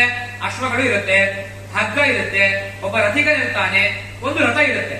ಇಷ್ಟು ರಥ ನಮ್ಮ ಮುಂದೆ ಇದೆ. ಈಗ ತಿಳಿಸ್ತಾ ಇದ್ದಾರೆ, ಆತ್ಮಾನ ರತಿನಂ ವಿದ್ಧಿ, ನಮ್ಮ ಜೀವ ಇದೆ ಏನಿದೆ ಅಲ್ವಾ, ಅದೇ ರಥಿಕ, ಅವನೇ ಸಾರಥಿ. ನಮ್ಮ ಜೀವವೇ ಸಾರಥಿ. ಇನ್ನು ಶರೀರ ರಥಮೇವಚ, ನಮ್ಮ ಶರೀರ ಇದೆ ಅಲ್ವಾ, ಶರೀರ ರಥ. ಅದರಿಂದಾಗಿ ತಿಳ್ಕೊಳ್ಬೇಕು, ಶರೀರವೇ ಬೇರೆ, ಆತ್ಮನೇ ಬೇರೆ, ಜೀವನೇ ಬೇರೆ. ಜೀವ ರಥಿಕನಾದ್ರೆ ನಮ್ಮ ಶರೀರ ರಥವಾಗಿದೆ. ಇನ್ನು ಸಾರಥಿ ಬೇಕಲ್ವಾ, ಸಾರಥಿ ಯಾರು ಅಂತ ಹೇಳಿದ್ರೆ ನಮ್ಮ ಬುದ್ಧಿಯೇ ಸಾರಥಿಯಾಗಿದೆ, ನಮ್ಮ ಬುದ್ಧಿಯೇ ಸಾರಥಿ. ಇನ್ನು ಹಗ್ಗ ಬೇಕು. ಹಗ್ಗ ಯಾವುದು ಅಂತ ಹೇಳಿದ್ರೆ ಇನ್ನು ಹಗ್ಗ ಬೇಕು. ಹಗ್ಗ ಯಾವುದು ಅಂತ ಹೇಳಿದ್ರೆ ನಮ್ಮ ಮನಸ್ಸು ಹಗ್ಗ ಅಂತ ತಿಳಿಸ್ತಾ ಇದ್ದಾರೆ. ನಮ್ಮ ಮನಸ್ಸು ಹಗ್ಗ ಅಂತ ತಿಳಿಸಿದ್ದಾರೆ. ಇನ್ನು ಕುದುರೆಗಳು ಬೇಕು. ಕುದುರೆಗಳು ಯಾವುವು ಅಂತ ಹೇಳಿದ್ರೆ ನಮ್ಮ ಇಂದ್ರಿಯಗಳಿಗೆ ಯಾವ ವಿಷಯಗಳಾಗಿದೆ ಅಲ್ವಾ, ಅವು ಕುದುರೆಗಳು ಅಂತ ತಿಳಿಸ್ತಾ ಇದ್ದಾರೆ. ಇನ್ನೊಮ್ಮೆ ಹೇಳ್ತೇನೆ, ಒಂದು ರಥ. ಈ ರಥದಲ್ಲಿ ನಮ್ಮ ಜೀವವೇ ರಥಿಕ. ಆ ರಥದಲ್ಲಿ ಹಿಂದೆ ಕೂತವನೇ ನಾನೀಗ. ನಾನು ಜೀವನಾಗಿ ರಥಿಕ ಕೂತಿದ್ದೇನೆ. ನನ್ನ ಸಾರಥಿ ಯಾರು ಅಂತ ಹೇಳಿದ್ರೆ ನನ್ನ ರಥ ಯಾವುದು ಅಂತ ಹೇಳಿದ್ರೆ ರಥ ಶರೀರವೇ ರಥ ಆಗಿದೆ, ನನ್ನ ಶರೀರವೇ ರಥ ಆಗಿದೆ. ನನ್ನ ಸಾರಥಿ ಯಾವುದು? ಆ ರಥವನ್ನು ಓಡಿಸ್ಬೇಕಲ್ಲ ಒಬ್ಬ ಸಾರಥಿ. ಸಾರಥಿ ಯಾರು ಅಂತ ಹೇಳಿದ್ರೆ ಬುದ್ಧಿ. ಇನ್ನು ಆ ಕುದುರೆಗೆ ಮತ್ತೆ ಸಾರಥಿಗೆ ಒಂದು ನಡುವೆ ಹಗ್ಗ ಬೇಕು. ಆ ಹಗ್ಗ ಯಾವುದು ಅಂತ ಹೇಳಿದ್ರೆ ಮನಸ್ಸು. ಕುದುರೆ ಯಾವುದು ಅಂತ ಹೇಳಿದ್ರೆ ಕುದುರೆ ನಮ್ಮ ಇಂದ್ರಿಯಗಳಿಗೆ ಯಾವ್ಯಾವ ವಿಷಯಗಳಾಗ್ತಾವಲ್ವಾ ಅದೇ ಕುದುರೆಗಳು ಅಂತ ಹೇಳಿ ತಿಳಿಸ್ತಾ ಇದ್ದಾರೆ. ಇನ್ನು ನಮ್ಮ ಇಂದ್ರಿಯ ನಿಗ್ರಹ ಎಷ್ಟು ಅವಶ್ಯಕ ಅಂತ ಹೇಳೋದನ್ನ ಈ ಉಪನಿಷತ್ತು ತಿಳಿಸ್ತಾ ಇದೆ. ಯಾರು ಇಂದ್ರಿಯಗಳನ್ನ ಹತೋಟಿಯಲ್ಲಿ ಇಟ್ಕೊಳ್ತಾರೋ ಅವರಿಗೆ ಏನು ಫಲ, ಯಾರು ಇಂದ್ರಿಯಗಳನ್ನ ಹತೋಟಿಯಲ್ಲಿ ಇಟ್ಕೊಳ್ಳೋದಿಲ್ವೋ ಅವರಿಗೇನು ಫಲ ಅನ್ನೋದನ್ನ ಉಪನಿಷತ್ತು ತಿಳಿಸ್ತಾ ಇದೆ. ಒಂದು ವೇಳೆ ನಾವು ನಮ್ಮ ಬುದ್ಧಿ ಅಂತ ಹೇಳಿದ್ರೆ ಸಾರಥಿ, ನಮ್ಮ ಸಾರಥಿ ಒಂದ್ ವೇಳೆ ಅವನು ಏನಾದ್ರೂ ಕೂಡ ಬೇರೆ ಯೋಚನೆ ಮಾಡ್ದ ಅಂತ ಆದ್ರೆ ಹಾದಿ ತಪ್ಪಾನೆ. ಯಾಕೆ? ಅವನ ಕೈಯಲ್ಲೇ ಇರೋದು ಹಗ್ಗ. ಅವನು ಒಮ್ಮೆ ಏನೇ ಬೇರೆ ಅವನ ತಲೆಯಲ್ಲಿ ಯೋಚನೆ ಬಂತು ಅಂತ ಆದ್ರೆ ಅವನು ದುರ್ಮಾರ್ಗವನ್ನ ಪ್ರವೇಶ ಮಾಡುವಂತಹ ಪ್ರಸಂಗ ಬರುತ್ತೆ. ಅದೇ ರೀತಿಯಾಗಿ ನಮ್ಮ ಸಾರಥಿ ಯಾರು ಅಂತ ಹೇಳಿದ್ರೆ ಬುದ್ಧಿ. ನಮ್ಮ ಬುದ್ಧಿ ಒಮ್ಮೆ ಆ ಕಡೆ ಈ ಕಡೆ ಹೋಯ್ತು ಅಂತ ಹೇಳಿದ್ರೆ ನಾವು ಕೂಡ ದುಃಖಿಗಳಾಗ್ತೇವೆ. ಒಮ್ಮೆ ನಮ್ಮ ಬುದ್ಧಿ ಆ ಕಡೆ ಈ ಕಡೆ ಹೋಯ್ತು ಅಂತ ಹೇಳಿದ್ರೆ ದುಃಖಿಗಳಾಗ್ತೇವೆ. ನಮ್ಮ ಬುದ್ಧಿ ಪರಮಾತ್ಮನಲ್ಲೇ ಇತ್ತು ಅಂತ ಆದ್ರೆ ಆಗ ನಾವು ಸುಖಿಗಳಾಗ್ತೇವೆ. ನಮಗೆ ಸುಖ ಎಂಬುದು ಸಿಗುತ್ತೆ ಅನ್ನೋದನ್ನ ಜ್ಞಾನಿಗಳು ತಿಳಿಸ್ತಾ ಇದ್ದಾರೆ. ಇನ್ನು ಯಾರು ತಮ್ಮ ಇಂದ್ರಿಯಗಳನ್ನ ಹತೋಟಿಯಲ್ಲಿ ಇಟ್ಕೊಳ್ತಾರೋ, ಯಾರು ಹತೋಟಿಯಲ್ಲಿ ಇಟ್ಕೊಳ್ಳೋದಿಲ್ವೋ ಅವರಿಗೆ ಏನು ಪುಣ್ಯ ಫಲ ಅನ್ನೋದನ್ನ ತಿಳಿಸ್ತಾ ಇದ್ದಾರೆ. ಮೊದಲಿಗೆ ಎಷ್ಟು ಅವಿಜ್ಞಾನ್ ಭವತಿ ಆಯುಕ್ತೇನ ಮನಸಾ ಸದಾ ತಸ್ಸ ಇಂದ್ರಿಯಾಣ್ಯವಶ್ಯಾನಿ ದುಷ್ಟಾಶ್ವ ಇವ ಸಾರದೆ ಅಂತ ಹೇಳಿ. ಅಂದ್ರೆ ಈಗ ಶಾಸ್ತ್ರಾದಿಗಳಿಂದ ನಮಗೆ ವಿಶೇಷವಾದಂತಹ ಒಂದು ಬುದ್ಧಿ ಬರುತ್ತೆ. ಅನೇಕ ಶಾಸ್ತ್ರಗಳನ್ನ ಓದುವುದರಿಂದಾಗಿ ಒಂದು ವಿಶೇಷವಾದಂತಹ ಬುದ್ಧಿ ಎಂಬುದು ನಮಗೆ ಬರುತ್ತೆ. ಆದ್ರೆ ಆ ಬುದ್ಧಿ ಸಾರಥಿ ಗ್ರಹಿಸ್ತಿಲ್ಲ ಅಂತ ಹೇಳಿದ್ರೆ, ಸಾರಥಿ ಅಂತ ಹೇಳಿದ್ರೆ ಬುದ್ಧಿ, ಆ ಬುದ್ಧಿ ಅನೇಕ ಶಾಸ್ತ್ರ ವಿಷಯಗಳನ್ನ ಗ್ರಹಿಸ್ತಿಲ್ಲ ಅಂತ ಆದ್ರೆ ಅವಾಗ ಏನಾಗುತ್ತೆ ಅಂದ್ರೆ ತಕ್ಷಣದಲ್ಲಿಯೇ ನಮ್ಮ ಮನಸ್ಸು ನಮ್ಮ ಹತೋಟೆಯಿಂದ ಹೋಗ್ಬಿಡುತ್ತೆ. ಯಾವಾಗ ಬುದ್ಧಿ ಸರಿಯಾಗಿರುತ್ತೋ ಮನಸ್ಸು ಕೂಡ ಅವಾಗ ಸರಿಯಾಗಿರುತ್ತೆ. ಯಾವಾಗ ಮನಸ್ಸು ಹಾಳಾಗುತ್ತೋ ಆಗ ಯಥೇಷ್ಟವಾಗಿ ಅದು ಬೇಕು ಇದು ಬೇಕು ಅಂತ ನಮಗೆ ಯಥೇಷ್ಟವಾಗಿ ವಿಷಯ ಪದಾರ್ಥಗಳಿಗೆ, ಅನೇಕ ವಿಷಯ ಪದಾರ್ಥಗಳಿಗೆ ನಾವು ಅದು ಬೇಕು ಇದು ಬೇಕು ಅಂತ ಹೇಳಿ ನಮ್ಮ ಇಂದ್ರಿಯಗಳು ಅನೇಕ ವಿಷಯಗಳನ್ನ ಹುಡ್ಕೊಂಡು ಹೋಗುತ್ತೆ. ಅದೇ ರೀತಿಯಾಗಿ ಈಗ ಇಂದ್ರಿಯಕ್ಕೆ ವಿಷಯಗಳು ಯಾರು ಅಂತ ಹೇಳಿ ಅಲ್ಲಿ ಕುದುರೆಗಳು ಅಂತ ಹೇಳಿದ್ವಿ. ಕುದುರೆಗಳು ಅಷ್ಟೇ, ಕುದುರೆಗಳು ಒಮ್ಮೆ ಹಾದಿ ತಪ್ಪಿತು ಅಂತ ಆದ್ರೆ ಸರಿ ಮಾರ್ಗಕ್ಕೆ ಬರೋದೇ ಇಲ್ಲ. ನಾವು ಕೂಡ ನಮ್ಮ ಇಂದ್ರಿಯ ವಿಷಯಗಳು ಒಮ್ಮೆ ಆ ಕಡೆ ಹೋಯ್ತು ಅಂತ ಹೇಳಿದ್ರೆ ನಾವು ಕೂಡ ನಮ್ಮ ಭಗವಂತನ ಜ್ಞಾನದಲ್ಲಿ ಬರೋದೇ ಇಲ್ಲ. ಅದರಿಂದಾಗಿ ಇಂಥವರು ದುಃಖಿಗಳಾಗ್ತಾರೆ. ಇನ್ನೆಂಥವರು ಸುಖಿಗಳಾಗ್ತಾರೆ ಅಂತ ಹೇಳಿದ್ರೆ ಯಾರು ಶಾಸ್ತ್ರದಿಂದ ಉಂಟಾಗುವಂತಹ ವಿಷಯವನ್ನ ತಮ್ಮ ಬುದ್ಧಿಯಲ್ಲಿ ಗ್ರಹಣೆ ಮಾಡ್ತಾರೋ, ಆ ಬುದ್ಧಿಯಿಂದ ಗ್ರಹಣೆ ಮಾಡಿ ಮನಸ್ಸನ್ನು ಹತೋಟಿಯಲ್ಲಿ ಇಟ್ಕೊಳ್ತಾರೋ, ಮನಸ್ಸನ್ನ ಹತೋಟಿಯಲ್ಲಿ ಇಟ್ಕೊಂಡು ಇಂದ್ರಿಯ ವಿಷಯಗಳಿಗೆ ಅವರು ಚೂರು ಆ ಕಡೆ ಈ ಕಡೆ ಹೋಗದೆ ಭಗವಂತನನ್ನೇ ಯಾರು ನೆನೆಸ್ತಾರೋ ಅಂತವರು ಈ ಮುಮುಕ್ಷುಗಳಾಗ್ತಾರೆ ಅನ್ನೋದನ್ನ ನಮಗೆ ತಿಳಿಸ್ತಾ ಇದೆ. ಮತ್ತೆ ಯಾರಿಗೆ ಮೋಕ್ಷ ಯಾರಿಗೆ ಸಂಸಾರ ಅನ್ನೋದನ್ನ ಉಪನಿಷತ್ತು ತಿಳಿಸ್ತಾ ಇದೆ. ಯಾರಿಗೆ ಮೊದಲು ಮೋಕ್ಷ ಇಲ್ಲ ಅವರಿಗೆ ಮತ್ತೆ ಮತ್ತೆ ಪುನಃ ಸಂಸಾರ ಯಾರಿಗೆ ಬರುತ್ತೆ ಅಂತ ಹೇಳಿದ್ರೆ ಎಷ್ಟು ವಿಜ್ಞಾನವಾನ್ ಭವತಿ ಅಮನಸ್ಕ ಸದಾಶಿತಿ ರಸದತ್ ಪದಮಾಪ್ನೋತಿ ಸಂಸಾರಂ ಚಾರಿಗಚ್ಚತಿ ಎಂದೇ ತಿಳಿಸಿದ್ದಾರೆ. ಅಂದ್ರೆ ಯಾರಿಗೆ ಭಗವಂತನ ಬಗ್ಗೆ ಜ್ಞಾನವೇ ಇಲ್ವೋ, ಅವನ ವಿಷಯಗಳ ಬಗ್ಗೆ ಜ್ಞಾನವೇ ಇಲ್ವೋ, ಅದೇ ರೀತಿಯಾಗಿ ಇಂದ್ರಿಯಗಳನ್ನ ತನ್ನ ಹತೋಟಿಯಲ್ಲಿ ಇಟ್ಕೊಳ್ಳೋದೇ ಇಲ್ವೋ. ಇಂದ್ರಿಯಗಳಂತ ಹೇಳಿದ್ರೆ ಮತ್ತೆ ಏನೂ ಅಲ್ಲ, ಕಣ್ಣು, ಕಿವಿ, ಮೂಗು, ಬಾಯಿ ಇವೇ ಇಂದ್ರಿಯಗಳು. ಯಾವುದನ್ನ ನೋಡಬಾರ್ದನ್ನ ಯಾವುದನ್ನ ನೋಡ್ತೇವೆ ಅದು ತಪ್ಪು, ಯಾವುದು ಕೇಳಬಾರ್ದನ್ನ ಕೇಳ್ತೇವೆ ಅದು ಕೂಡ ತಪ್ಪು, ಯಾವುದು ಮಾತಾಡಬಾರ್ದನ್ನ ಮಾತಾಡ್ತೇವೆ ಅದು ಕೂಡ ತಪ್ಪು, ಯಾವುದು ಮಾಡಬಾರ್ದನ್ನ ನಮ್ಮ ಶರೀರದಿಂದ ಕೈ ಕಾಲುಗಳಿಂದ ಮಾಡ್ತೇವೋ ಅದೇ ತಪ್ಪು. ಇದೇ ನಮ್ಮ ಇಂದ್ರಿಯ ನಿಗ್ರಹ. ಇಂದ್ರಿಯ ನಿಗ್ರಹ ಇಲ್ಲ ಅಂತ ಆದ್ರೆ ಕೇಳಬಾರ್ದನ್ನ ಕೇಳ್ತೇವೆ, ನೋಡಬಾರ್ದನ್ನ ನೋಡ್ತೇವೆ, ಮತ್ತೆ ಮಾತಾಡಬಾರ್ದನ್ನ ಮಾತಾಡ್ತೇವೆ, ಮಾಡಬಾರ್ದನ್ನ ಮಾಡ್ತೇವೆ. ಒಂದು ವೇಳೆ ಇಂದ್ರಿಯ ನಿಗ್ರಹ ಇತ್ತು ಅಂತಾದ್ರೆ ಯಾವುದೂ ಕೂಡ ಮಾಡೋದೇ ಇಲ್ಲ. ಯಾರಿಗೆ ಇಂದ್ರಿಯ ನಿಗ್ರಹ ಇಲ್ವೋ ಅವರಿಗೆ ಮೋಕ್ಷ ಇಲ್ವೇ ಇಲ್ಲ. ಯಾರಿಗೆ ಇಂದ್ರಿಯ ನಿಗ್ರಹ ಇಲ್ವೋ ಅವರಿಗೆ ಮೋಕ್ಷ ಇಲ್ವೇ ಇಲ್ಲ. ಪುನಃ ಸಂಸಾರ ಬಂದೇ ಬರುತ್ತೆ. ಎಲ್ರಿಗೂ ಖುಷಿ ಆಗ್ಬೋದು, ಓ ಸಂಸಾರ ಬಂದ್ರೆ ಖುಷಿ ಅಲ್ವಾ, ಮತ್ತೆ ಇದೇ ಜೀವನ ಮಾಡಬಹುದು. ಖಂಡಿತವಾಗಲೂ ಕೂಡ ಹೊಟ್ಟೆಯಲ್ಲಿ, ಸ್ತ್ರೀಯರ ಹೊಟ್ಟೆಯಲ್ಲಿ ಗರ್ಭದಲ್ಲಿ ಹುಟ್ಟುವಂತಹ ಮಗು 9 ತಿಂಗಳು ಆರಾಮಾಗಿರುತ್ತಂತೆ. ಯಾವಾಗ ಹೊರಗೆ ಬರುವಂತಹ ಪ್ರಸಂಗವಿರುತ್ತಲ್ವೋ ಆವಾಗ ಅಳುತ್ತೆ ಅಲ್ವಾ. ನಮ್ಗೆಲ್ಲರೂ ಕೂಡ ಅಳಬಹುದು. ಯಾಕೆ? ಚಿಕ್ಕ ಮಗು ಅಳಬಹುದು ಅಂತ ಅನಿಸ್ಬೋದು. ಅದು ಯಾಕೆ ಅಳುತ್ತೆ ಅಂತ ಹೇಳಿದ್ರೆ ಈ ಭೂಮಿಗೆ ಬೇಡವೇ ಬೇಡ ಆ ಜೀವ ಅನ್ಕೊಳ್ಳೋದು. ಈ ಭೂಮಿಗೆ ಬರೋದು ಬೇಡವೇ ಬೇಡಪ್ಪ, ನನ್ನ ಯಾವುದೋ ಒಂದ್ ಕಡೆ ಇಟ್ಟುಬಿಡು, ಈ ಭೂಮಿಗೆ ಮತ್ತೆ ಬೇಡವೇ ಬೇಡ, ಈ ಸಂಸಾರವೇ ಬೇಡ, ಸಂಸಾರ ಸಾಗರವೇ ಬೇಡ ಅಂತ ಆ ಪುಟ್ಟ ಮಗು ಅಳ್ತಾ ಇರುತ್ತಂತೆ. ಯಾಕೆ ಅಂತ ಹೇಳಿದ್ರೆ ಆ ಒಂದು ಜೀವ ಭಗವಂತನನ್ನ ತಿಳಿದಿರೋದಿಲ್ವಾ. ಅದೇ ರೀತಿಯಾಗಿ ಇಂದ್ರಿಯ ನಿಗ್ರಹ ಇರೋದಿಲ್ಲ. ಯಾರಿಗೆ ಇಂದ್ರಿಯ ನಿಗ್ರಹ ಇರುತ್ತೋ ಅವರು ಮೋಕ್ಷಗಳಾಗ್ತಾರೆ. ಅವರಿಗೆ ಮೋಕ್ಷದಲ್ಲಿ ಸ್ಥಾನ ಇದೆ. ಮತ್ತೆ ಪುನಃ ಭೂಲೋಕದಲ್ಲಿ ಹುಟ್ಟೋದಿಲ್ಲ. ಮತ್ತೆ ಅವರಿಗೆ ಭೂಲೋಕದಲ್ಲಿ ಹುಟ್ಟಿ ಸಂಸಾರ ಬರೋದಿಲ್ಲ ಅಂತ ಹೇಳಿ ನಮಗೆ ಉಪನಿಷತ್ತು ತಿಳಿಸ್ತಾ ಇದೆ. ಎಲ್ಲಾ ದೇವತೆಗಳು ಕೂಡ ಏನು ಅಂತ ಹೇಳಿದ್ರೆ ಎಲ್ಲಾ ದೇವತೆಗಳಿಗೂ ಕೂಡ ಏನ್ ಶಾಪ ಕೊಟ್ಟರು ಕೊಡಿ ಅಂದ್ರೆ ಗುರು ಹಿರಿಯ ಋಷಿಗಳು ಆವಾಗ ಶಾಪ ಕೊಡೋದು. ಏನ್ ಶಾಪ ಕೊಟ್ಟರು ಕೂಡ ಕೊಡಿ, ಆದ್ರೆ ನನಗೆ ಮತ್ತೆ ಭೂಮಿಯಲ್ಲಿ ಹುಟ್ಟು ಅಂತ ಶಾಪ ಕೊಡಬೇಡ ಅಂತ ಹೇಳಿ ಎಲ್ಲಾ ಋಷಿಗಳು ಗುರು ಹಿರಿಯರು ದೇವತೆಗಳಿಗೆ ಒಂದೇ ಒಂದು ಇಚ್ಛೆ ಏನು ಅಂತ ಹೇಳಿದ್ರೆ ಮತ್ತೆ ಭೂಮಿಯಲ್ಲಿ ಹುಟ್ಟು ಅಂತ ಹೇಳಿ ಶಾಪ ಕೊಡೋದು ಬೇಡ, ಈ ಶಾಪವನ್ನ ಬಿಟ್ಟು ಬೇರೆ ಏನಾದ್ರೂ ಕೂಡ ಶಾಪವನ್ನ ಕೊಡುವಂತ ಕೊಡುವಂತ ಕೇಳ್ತಿದ್ರು ಎಲ್ಲಾ ಗುರು ಹಿರಿಯರು. ಅದರಿಂದಾಗಿ ನಾವು ಕೂಡ ನಮಗೆ ಒಂದು ಮೋಕ್ಷ ಬೇಡವೇ ಬೇಡ, ನಮಗೆ ಯಾರಿಗೂ ಕೂಡ ಮೋಕ್ಷ ಸಿಗುತ್ತೆ ಅಂತ ಕಲ್ಪನೆ ಮಾಡೋದು ಕೂಡ ಆಶ್ಚರ್ಯ. ಯಾಕಂದ್ರೆ ಅದು ಜ್ಞಾನಿಗಳಿಗೆ ಸಿಗೋದೇ ಕಷ್ಟ. ಅಂತವರಲ್ಲಿ ನಮ್ಮಂತ ಪಾಪಿಗಳಿಗೆ ಸಿಗಬೇಕು ಅಂತ ಹೇಳಿದ್ರೆ ಅದು ಸುಲಭ ಅಲ್ಲ. ಅದರಿಂದಾಗಿ ಮೋಕ್ಷ ಸಿಗದೆ ಹೋದ್ರೂ ಕೂಡ ಪರವಾಗಿಲ್ಲ, ನರಕ ಬೇಡ. ನರಕದಲ್ಲಿ ಇದ್ದೇ ಇದ್ದೇವೆ, ಏನಾದ್ರೂ ಕೂಡ ಮಾಡೇ ಇದ್ದೇವೆ. ನರಕದಲ್ಲಿ ಇದ್ವಿ ಅಂತಾದ್ರೆ ತುಂಬಾ ಜನ ನರಕದಲ್ಲಿ ಬೇಡ ಅನ್ನೋದು ಮಾತ್ರ ಕೇಳ್ಕೊಳ್ಬೇಕು ಅಂತ ಹೇಳಿದ್ರೆ ನಮ್ಮಲ್ಲಿ ಮೊದಲಿಗೆ ಇಂದ್ರಿಯ ನಿಗ್ರಹ ಬೇಕು. ಇಂದ್ರಿಯ ನಿಗ್ರಹ ಇತ್ತು ಅಂತ ಆದ್ರೆ ನಮಗೆ ಮತ್ತೆ ಸಂಸಾರದಲ್ಲಿ ಹುಟ್ಟುವಂತಹ ಭೂಲೋಕದಲ್ಲಿ ಹುಟ್ಟುವಂತಹ ಪ್ರಸಂಗ ಬರೋದೇ ಇಲ್ಲ. ಮೋಕ್ಷದಲ್ಲಿಯೇ ಮೋಕ್ಷ ಸಿಗುತ್ತೆ ಅಂತ ಹೇಳಿ ನಮಗೆ ಉಪನಿಷತ್ತು ತಿಳಿಸ್ತಾ ಇದೆ. ಇನ್ನು ಕೊನೆಯದಾಗಿ ಹೇಳ್ತಾ ಇದ್ದಾರೆ, ಇಂದ್ರಿಯಗಳು ಹೇಳಿದಿರಿ, ಅನೇಕ ಇಂದ್ರಿಯಗಳಿಗೆ ಹೇಳಿದಿರಲ್ವಾ, ಇಂದ್ರಿಯಗಳಿಗೆ ಅಭಿಮಾನಿ ದೇವತೆ ಯಾರು ಅನ್ನೋದನ್ನ ತಿಳಿಸ್ತಾ ದೇವತಾ ತಾರತಮ್ಯವನ್ನ ತಿಳಿಸ್ತಾ ಇದ್ದಾರೆ. ಅಂದ್ರೆ ಯಾರು ದೊಡ್ಡವರು ಯಾರು ಚಿಕ್ಕವರು ಅನ್ನೋದನ್ನ ನಮಗೆ ಈ ಕಾಡಕೋಪನಿಷತ್ತು ತಿಳಿಸ್ತಾ ಇದೆ.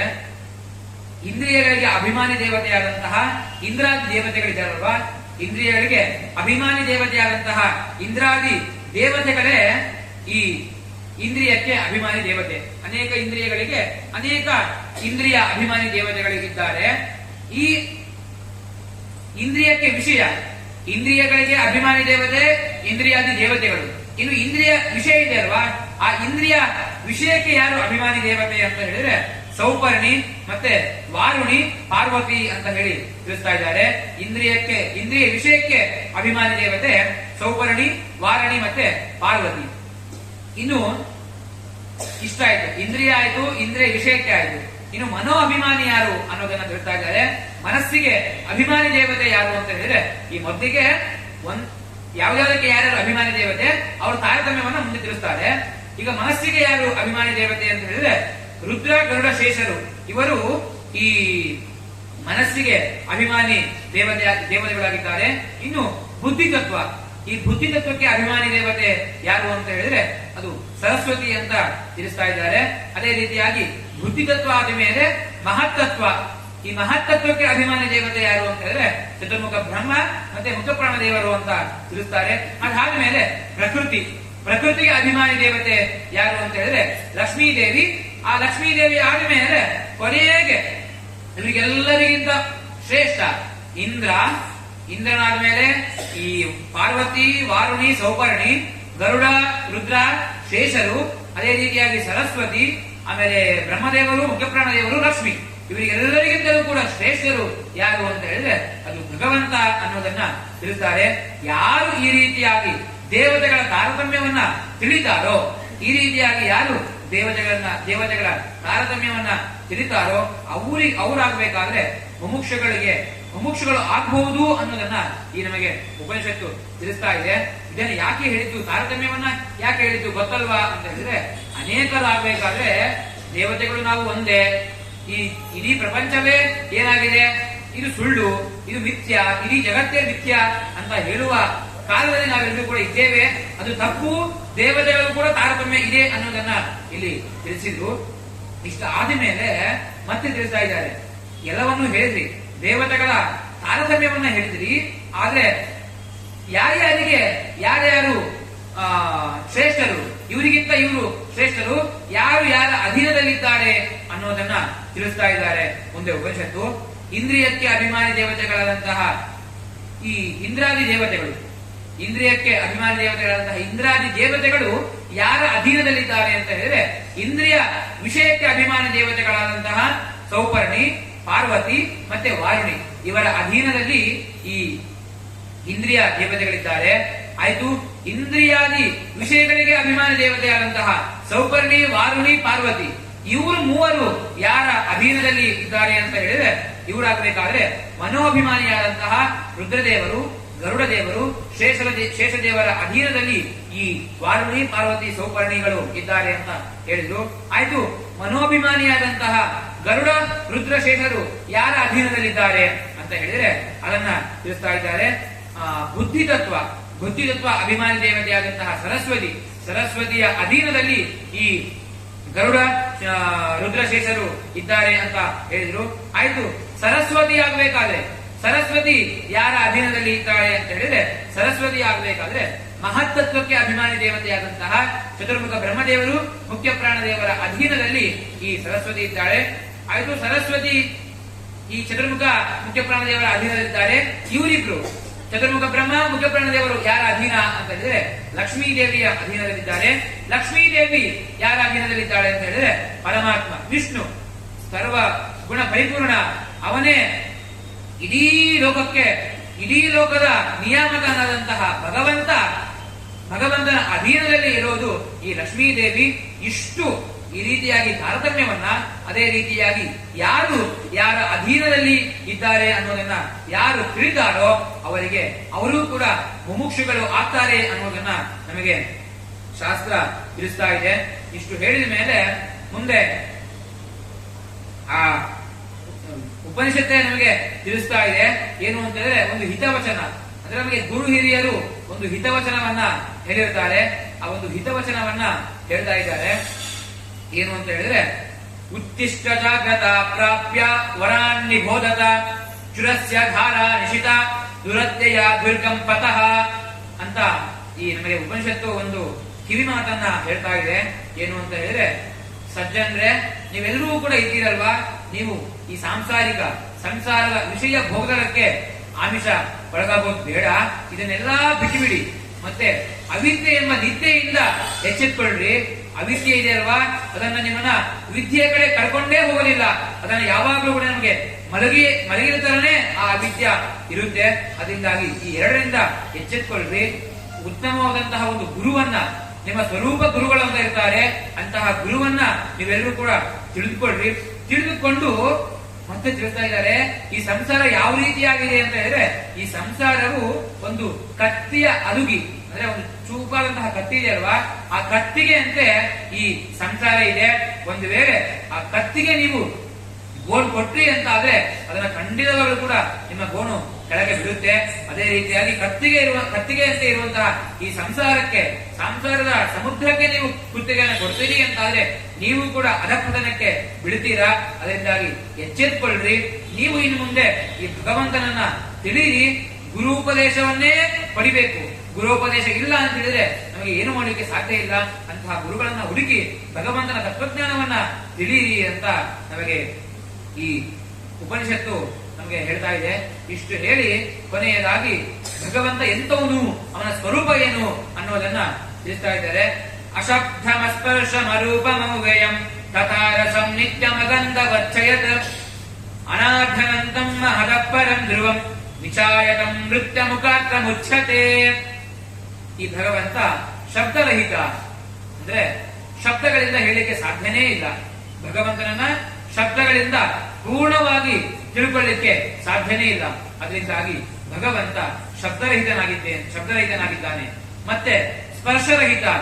ಏನು ಸ್ಪರ್ಶರಹಿತ ಅಂತ ಹೇಳಿದ್ರೆ, ಈ ತ್ವಗೀಂದ್ರಿಯ, ನಾವು ಏನು ಮುಟ್ತೀವಲ್ಲ ತ್ವಗೀಂದ್ರಿಯ, ಇವುಗಳಿಂದಲೂ ಕೂಡ ಅವನನ್ನ ನಾವು ತಿಳ್ಕೊಳ್ಳಿಕ್ಕೆ ಸಾಧ್ಯನೇ ಇಲ್ಲ. ಇನ್ನು ರೂಪರಹಿತ ಅಂತ ಹೇಳಿದ್ರೆ ಕಣ್ಣಿಂದ ಕಾಣಲಿಕ್ಕೂ ಕೂಡ ಅವನು ಸಾಧ್ಯನೇ ಇಲ್ಲ. ಅಂತವನು ಭಗವಂತ, ಅವನು ರೂಪರಹಿತ. ಮತ್ತೆ ರಸರಹಿತ, ರಸನೇಂದ್ರಿಯ ಅಂತ ಹೇಳಿದ್ರೆ ನಮಗೆ ಜಿಹ್ವ, ಅದರಿಂದಲೂ ಕೂಡ ಭಗವಂತನನ್ನ ತಿಳಿಲಿಕ್ಕೆ ಸಾಧ್ಯನೇ ಇಲ್ಲ. ಗಂಧರಹಿತ, ಘ್ರಾಣೇಂದ್ರಿಯ, ಮೂಗು, ಇದರಿಂದಲೂ ಕೂಡ ನಮಗೆ ಭಗವಂತನನ್ನ ತಿಳಿಲಿಕ್ಕೆ ಸಾಧ್ಯನೇ ಇಲ್ಲ. ಅದರಿಂದಾಗಿ ಇಂಥವನು ಭಗವಂತನಿದ್ದಾನೆ. ಶಬ್ದರಹಿತ, ಸ್ಪರ್ಶರಹಿತ, ರೂಪರಹಿತ ಮತ್ತೆ ರಸರಹಿತ, ಅದೇ ರೀತಿಯಾಗಿ ಗಂಧರಹಿತ ಉಳ್ಳವನು ಭಗವಂತ. ಇಂತಹ ಭಗವಂತನೇ ಮುಕ್ತರಿಗೆ ನಿಯಾಮಕನಾಗಿದ್ದಾನೆ ಅಂತ ಹೇಳಿ ಯಮಧರ್ಮರಾಜ ಈ ಪುಟ್ಟ ಬಾಲಕನಾದಂತಹ ನಚಿಕೇತನಿಗೆ ಹೇಳ್ತಾ ಇದ್ದಾನೆ. ಕೊನೆಯದಾಗಿ ಈ ಉಪನಿಷತ್ನಲ್ಲಿ ತಿಳಿಸ್ತಾ ಇದ್ದಾರೆ ಏನು ಅಂತ ಹೇಳಿದ್ರೆ, ಯಾರು ಅಂದ್ರೆ ಈ ಯಮನು ನಚಿಕೇತನಿಗೆ ಉಪದೇಶ ಮಾಡಿದ ಮಾತ್ರ ಅಷ್ಟೇ ಅಲ್ಲ, ನಚಿಕೇತನ ಇಟ್ಕೊಂಡು ನಮಗೆಲ್ಲರಿಗೂ ಕೂಡ ಆ ಯಮಧರ್ಮರಾಜ ಉಪದೇಶ ಮಾಡಿದ್ದು, ನೀವು ಕೂಡ ಒಂದು ಸತ್ಕರ್ಮ ಸನ್ಮಾರ್ಗದಲ್ಲಿ ನಡೆಯಿರಿ, ಒಳ್ಳೆ ಕೆಲಸಗಳನ್ನ ಮಾಡಿ. ಒಂದ್ ವೇಳೆ ಒಳ್ಳೆ ಕೆಲಸಗಳನ್ನ ಮಾಡಿದ್ರಿ ಅಂತಾದ್ರೆ ಏನು ಫಲ ಅನ್ನೋದನ್ನ ಹಿಂದಿನ ದಿನದಲ್ಲಿ ನಾವು ನೋಡಿದ್ವಿ. ನಮಗೆ ಕೊನೆಯದಾಗಿ ಉಳಿಯೋದು ದುಡ್ಡು ಅಲ್ಲ, ಈ ಸಂಬಂಧವೂ ಅಲ್ಲ, ನಮ್ಮ ಬಂಧು ಜನರಿಗೂ ಅಲ್ಲ. ಕೊನೆಯದಾಗಿ ಉಳಿಯೋದೇ ಒಂದು ಸತ್ಕರ್ಮ. ಅಂತಹ ಸತ್ಕರ್ಮಗಳನ್ನ ಮಾಡಿ ಅಂತ ತಿಳಿಸೋದೇ ಈ ಉಪನಿಷತ್ತಾಗಿದೆ. ಅಂತಹ ಉಪನಿಷತ್ತುಗಳನ್ನ ಯಾರು ಹೇಳ್ತಾರೋ ಮತ್ತೆ ಯಾರು ಕೇಳ್ತಾರೋ, ಇಷ್ಟೇ ಅಲ್ಲ, ಈ ಕಟಕೋಪನಿಷತ್ತನ್ನ ಅವರು ಹೇಳ್ತಾ ಇದ್ದಾರೆ. ಯೈದಂ ಪರಮಂ ಗುಹ್ಯಂ ಶ್ರಾವಯೇದ್ ಬ್ರಹ್ಮ ಸಂಸದಿ, ಅಂದ್ರೆ ಬ್ರಹ್ಮ ಸಂಸದಿ ಅಂತ ಹೇಳಿದ್ರೆ ಯಾರು ಶ್ರವಣ ಮಾಡ್ತಾರೋ, ಎಲ್ಲರೂ ಬ್ರಾಹ್ಮಣರು ಸೇರುವಂತಹ ಒಂದು ಸಮಯದಲ್ಲಿ ಯಾರು ಶ್ರವಣ ಮಾಡ್ತಾರೋ, ಯಾರು ಹೇಳ್ತಾರೋ ಅಂತವರಿಗೆ ಪುಣ್ಯ ಇದೆ ಅಂತ ಹೇಳಿ ಯಮಧರ್ಮರಾಜನೇ ಹೇಳಿದೆ. ಅದರಿಂದಾಗಿ ನಾವು ಕೂಡ 3 ದಿನಗಳಿಂದ ಕೇಳಿದ್ದೇವೆ, ಯತ್ಕಿಂಚಿತ್ ಪುಣ್ಯ ಎಂಬುದು ಬರುತ್ತೆ. ಆದ್ರೆ ಪುಣ್ಯ ಬಂದಿದೆ ಅಂತ ಹೇಳಿ ಅಹಂ ಬಂದ್ರೆ ಆ ಪುಣ್ಯವೂ ಕೂಡ ಹೋಗಿ ಮತ್ತೆ ಪಾಪ ಬರುತ್ತೆ ಅನ್ನೋ ಬುದ್ಧಿಯಲ್ಲಿ ನಾವು ಇರಬೇಕು. ಇಷ್ಟೇ ಹೇಳಿಲ್ಲ, ಯಾರು ಕೇಳ್ತಾರೋ ಯಾರು ಹೇಳ್ತಾರೋ ಅವರಿಗಷ್ಟೇ ಪುಣ್ಯ ಅಲ್ಲ. ಕೊನೆಯದಾಗಿ ಹೇಳ್ತಿದ್ದಾರೆ, ಪ್ರಯತಃ ಶ್ರಾದ್ದ ಕಾಲೇವ ತದಾ ನಂತ್ಯಾಯ ಕಲ್ಪತೆ ಅಂತ ಹೇಳಿದ್ರು. ಶ್ರಾದ್ದ ಮಾಡುವಂತಹ ಸಮಯದಲ್ಲಿ ಯಾರು ಸಂಪೂರ್ಣವಾಗಿ ಈ ಕಾಟಕೋಪನಿಷತ್ತನ್ನ ಪಠನೆ ಮಾಡ್ತಾರೋ ಆ ಪಠನೆ ಮಾಡಿದಾಗ ಆ ಪಿತೃಗಳಿಗೂ ಕೂಡ ಒಳ್ಳೆ ಕ್ಷೇತ್ರ ಅಂದ್ರೆ ಮೇಲೆ ಅವರಿಗೆ ಒಳ್ಳೆಯ ಒಂದು ಸದ್ಗತಿ ಎಂಬುದು ಸಿಗುತ್ತೆ. ಅದರಿಂದಾಗಿ ನಾವು ಕೂಡ ಎಷ್ಟು ಆಗುತ್ತೋ ಅಷ್ಟು ಈ ಕಾಟಕೋಪನಿಷತ್ತನ್ನ ಪಾರಾಯಣ ಈ ಶ್ರಾದ್ದ ಕಾಲದಲ್ಲಿ ಮಾಡೋಣ ಅಂತ ಹೇಳ್ತಾ ಇಷ್ಟು ಈ ಉಪನಿಷತ್ತು ತಿಳಿಸ್ತಾ ಇದೆ. ಯಮಧರ್ಮರಾಜನೇ ಹೇಳಿದ, ಸಂಕ್ಷಿಪ್ತವಾಗಿ ಹೇಳ್ತೇನೆ, ಪೂರ್ಣವಾಗಿ ಹೇಳಿಕ್ಕೆ ನನ್ನಿಂದಲೂ ಕೂಡ ಸಾಧ್ಯ ಇಲ್ಲ ಅಂತ ಆ ಯಮಧರ್ಮರಾಜನೇ ಹೇಳ್ತಾನೆ. ಅದರಿಂದಾಗಿ ನಾವು ಕೂಡ ಎಷ್ಟು ಭಗವಂತನ ತಿಳಿಬೇಕು ಅಂತ ಹೇಳಿದ್ರೆ ಮೊದಲಿಗೆ ಭಗವಂತನಲ್ಲಿ ನಾವು ಭಕ್ತಿಯನ್ನ ಇಡಬೇಕು.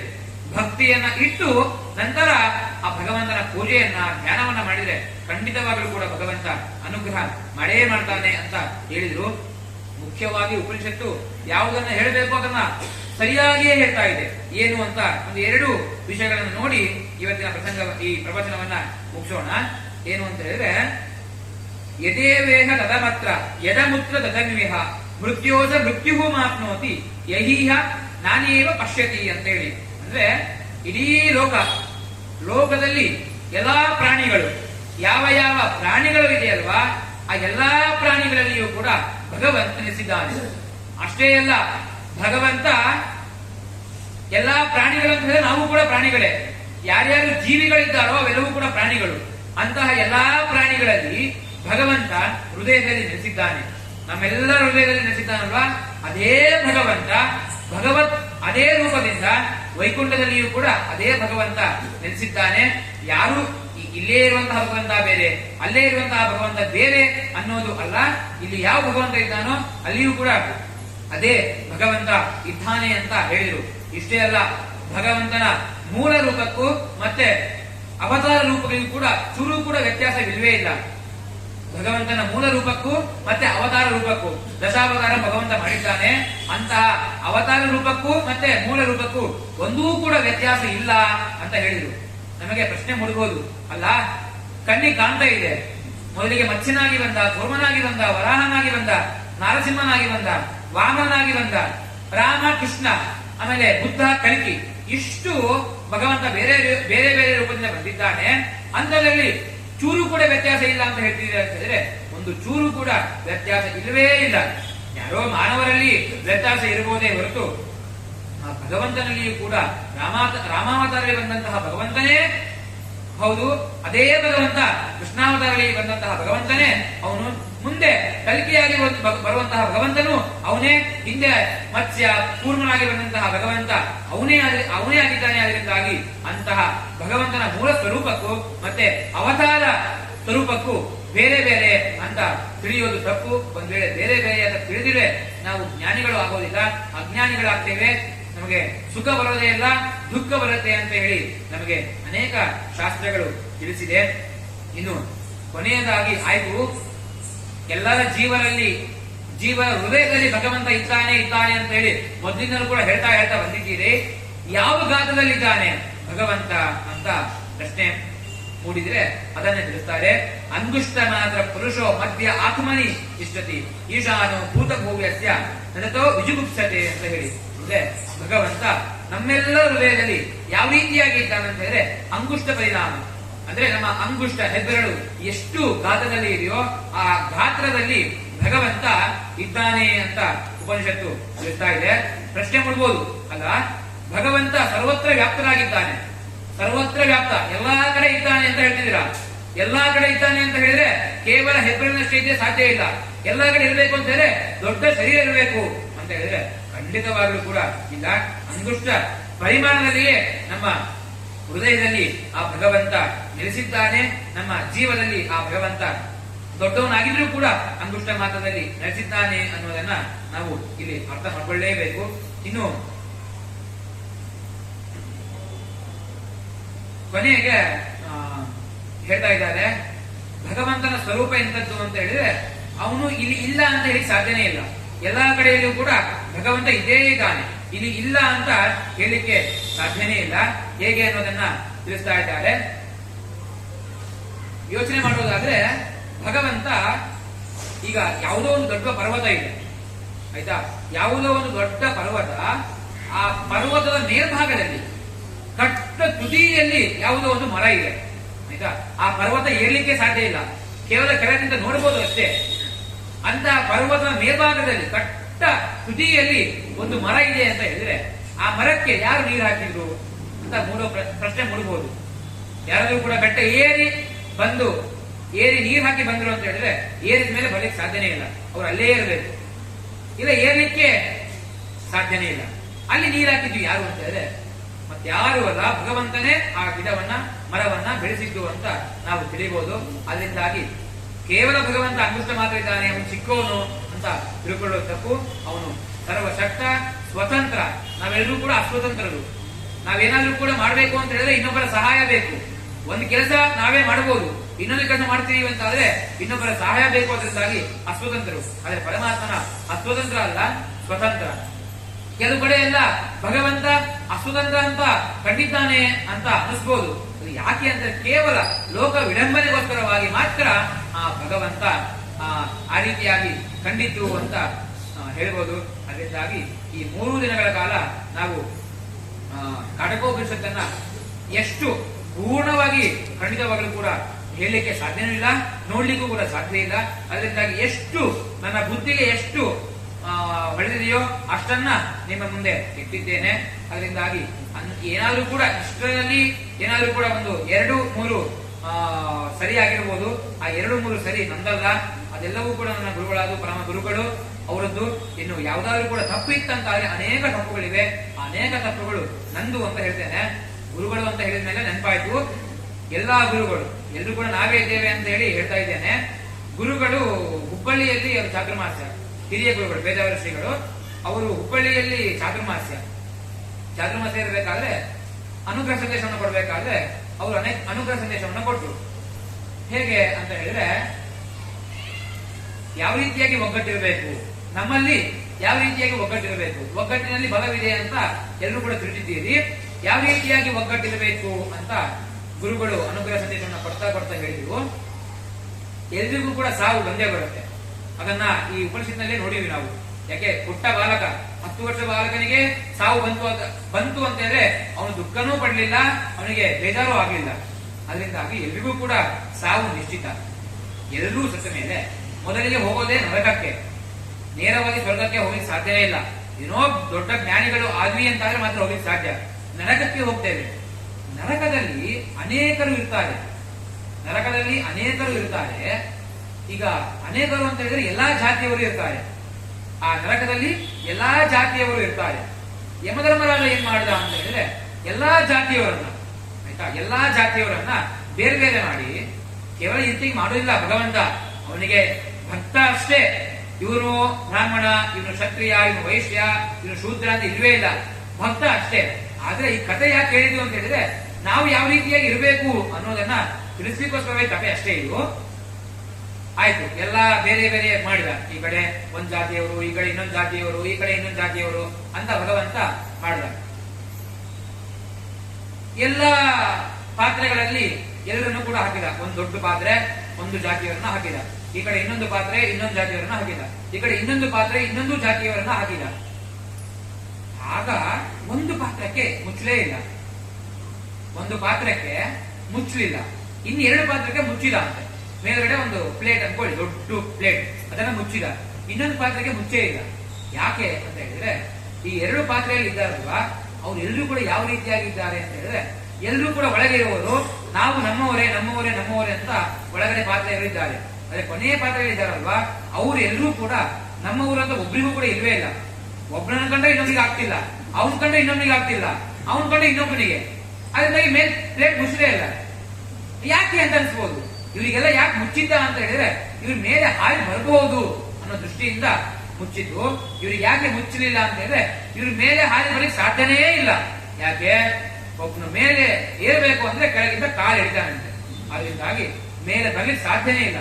ನಾವು ಕೂಡ ಯಾವ ರೀತಿಯಾಗಿರ್ಬೇಕು ಅಂತ ಹೇಳಿದ್ರೆ ನಮ್ಮ ಮನೆಯಲ್ಲಿ ಒಂದು ಏನಾದ್ರೂ ಕೂಡ ಕಷ್ಟ ಬಂದ್ರೆ ನಮ್ಮ ಮನೆಯವರು ಎಲ್ಲರೂ ಕೂಡ ನಾವು ಒಗ್ಗಟ್ಟಾಗಬೇಕು. ನಮ್ಮ ಮನೆ ಬಿಟ್ಟು, ಮನೆ ಅಂತ ಹೇಳಿದ್ರೆ ಕೇವಲ ಮನೆಯಲ್ಲಿರೋರು ಮಾತ್ರ, ಮನೆ ಬಿಟ್ಟು ಮತ್ತೆ ಬಂಧು ಜನರೊಟ್ಟಿಗೆ ಏನಾದ್ರೂ ಕೂಡ ತೊಂದರೆ ಬಂತು ಅಂತಾರೆ ಎಲ್ಲಾ ಬಂಧು ಜನರು ಒಗ್ಗಟ್ಟಿನಿಂದ ಇರಬೇಕು. ಬಂಧು ಜನರಾಯ್ತು, ನಮ್ಮ ಸಮಾಜ ಅಂತ ಬಂತು, ಸಮಾಜ ಅಲ್ಲ ದೇಶ ಅಂತ ಬಂತು.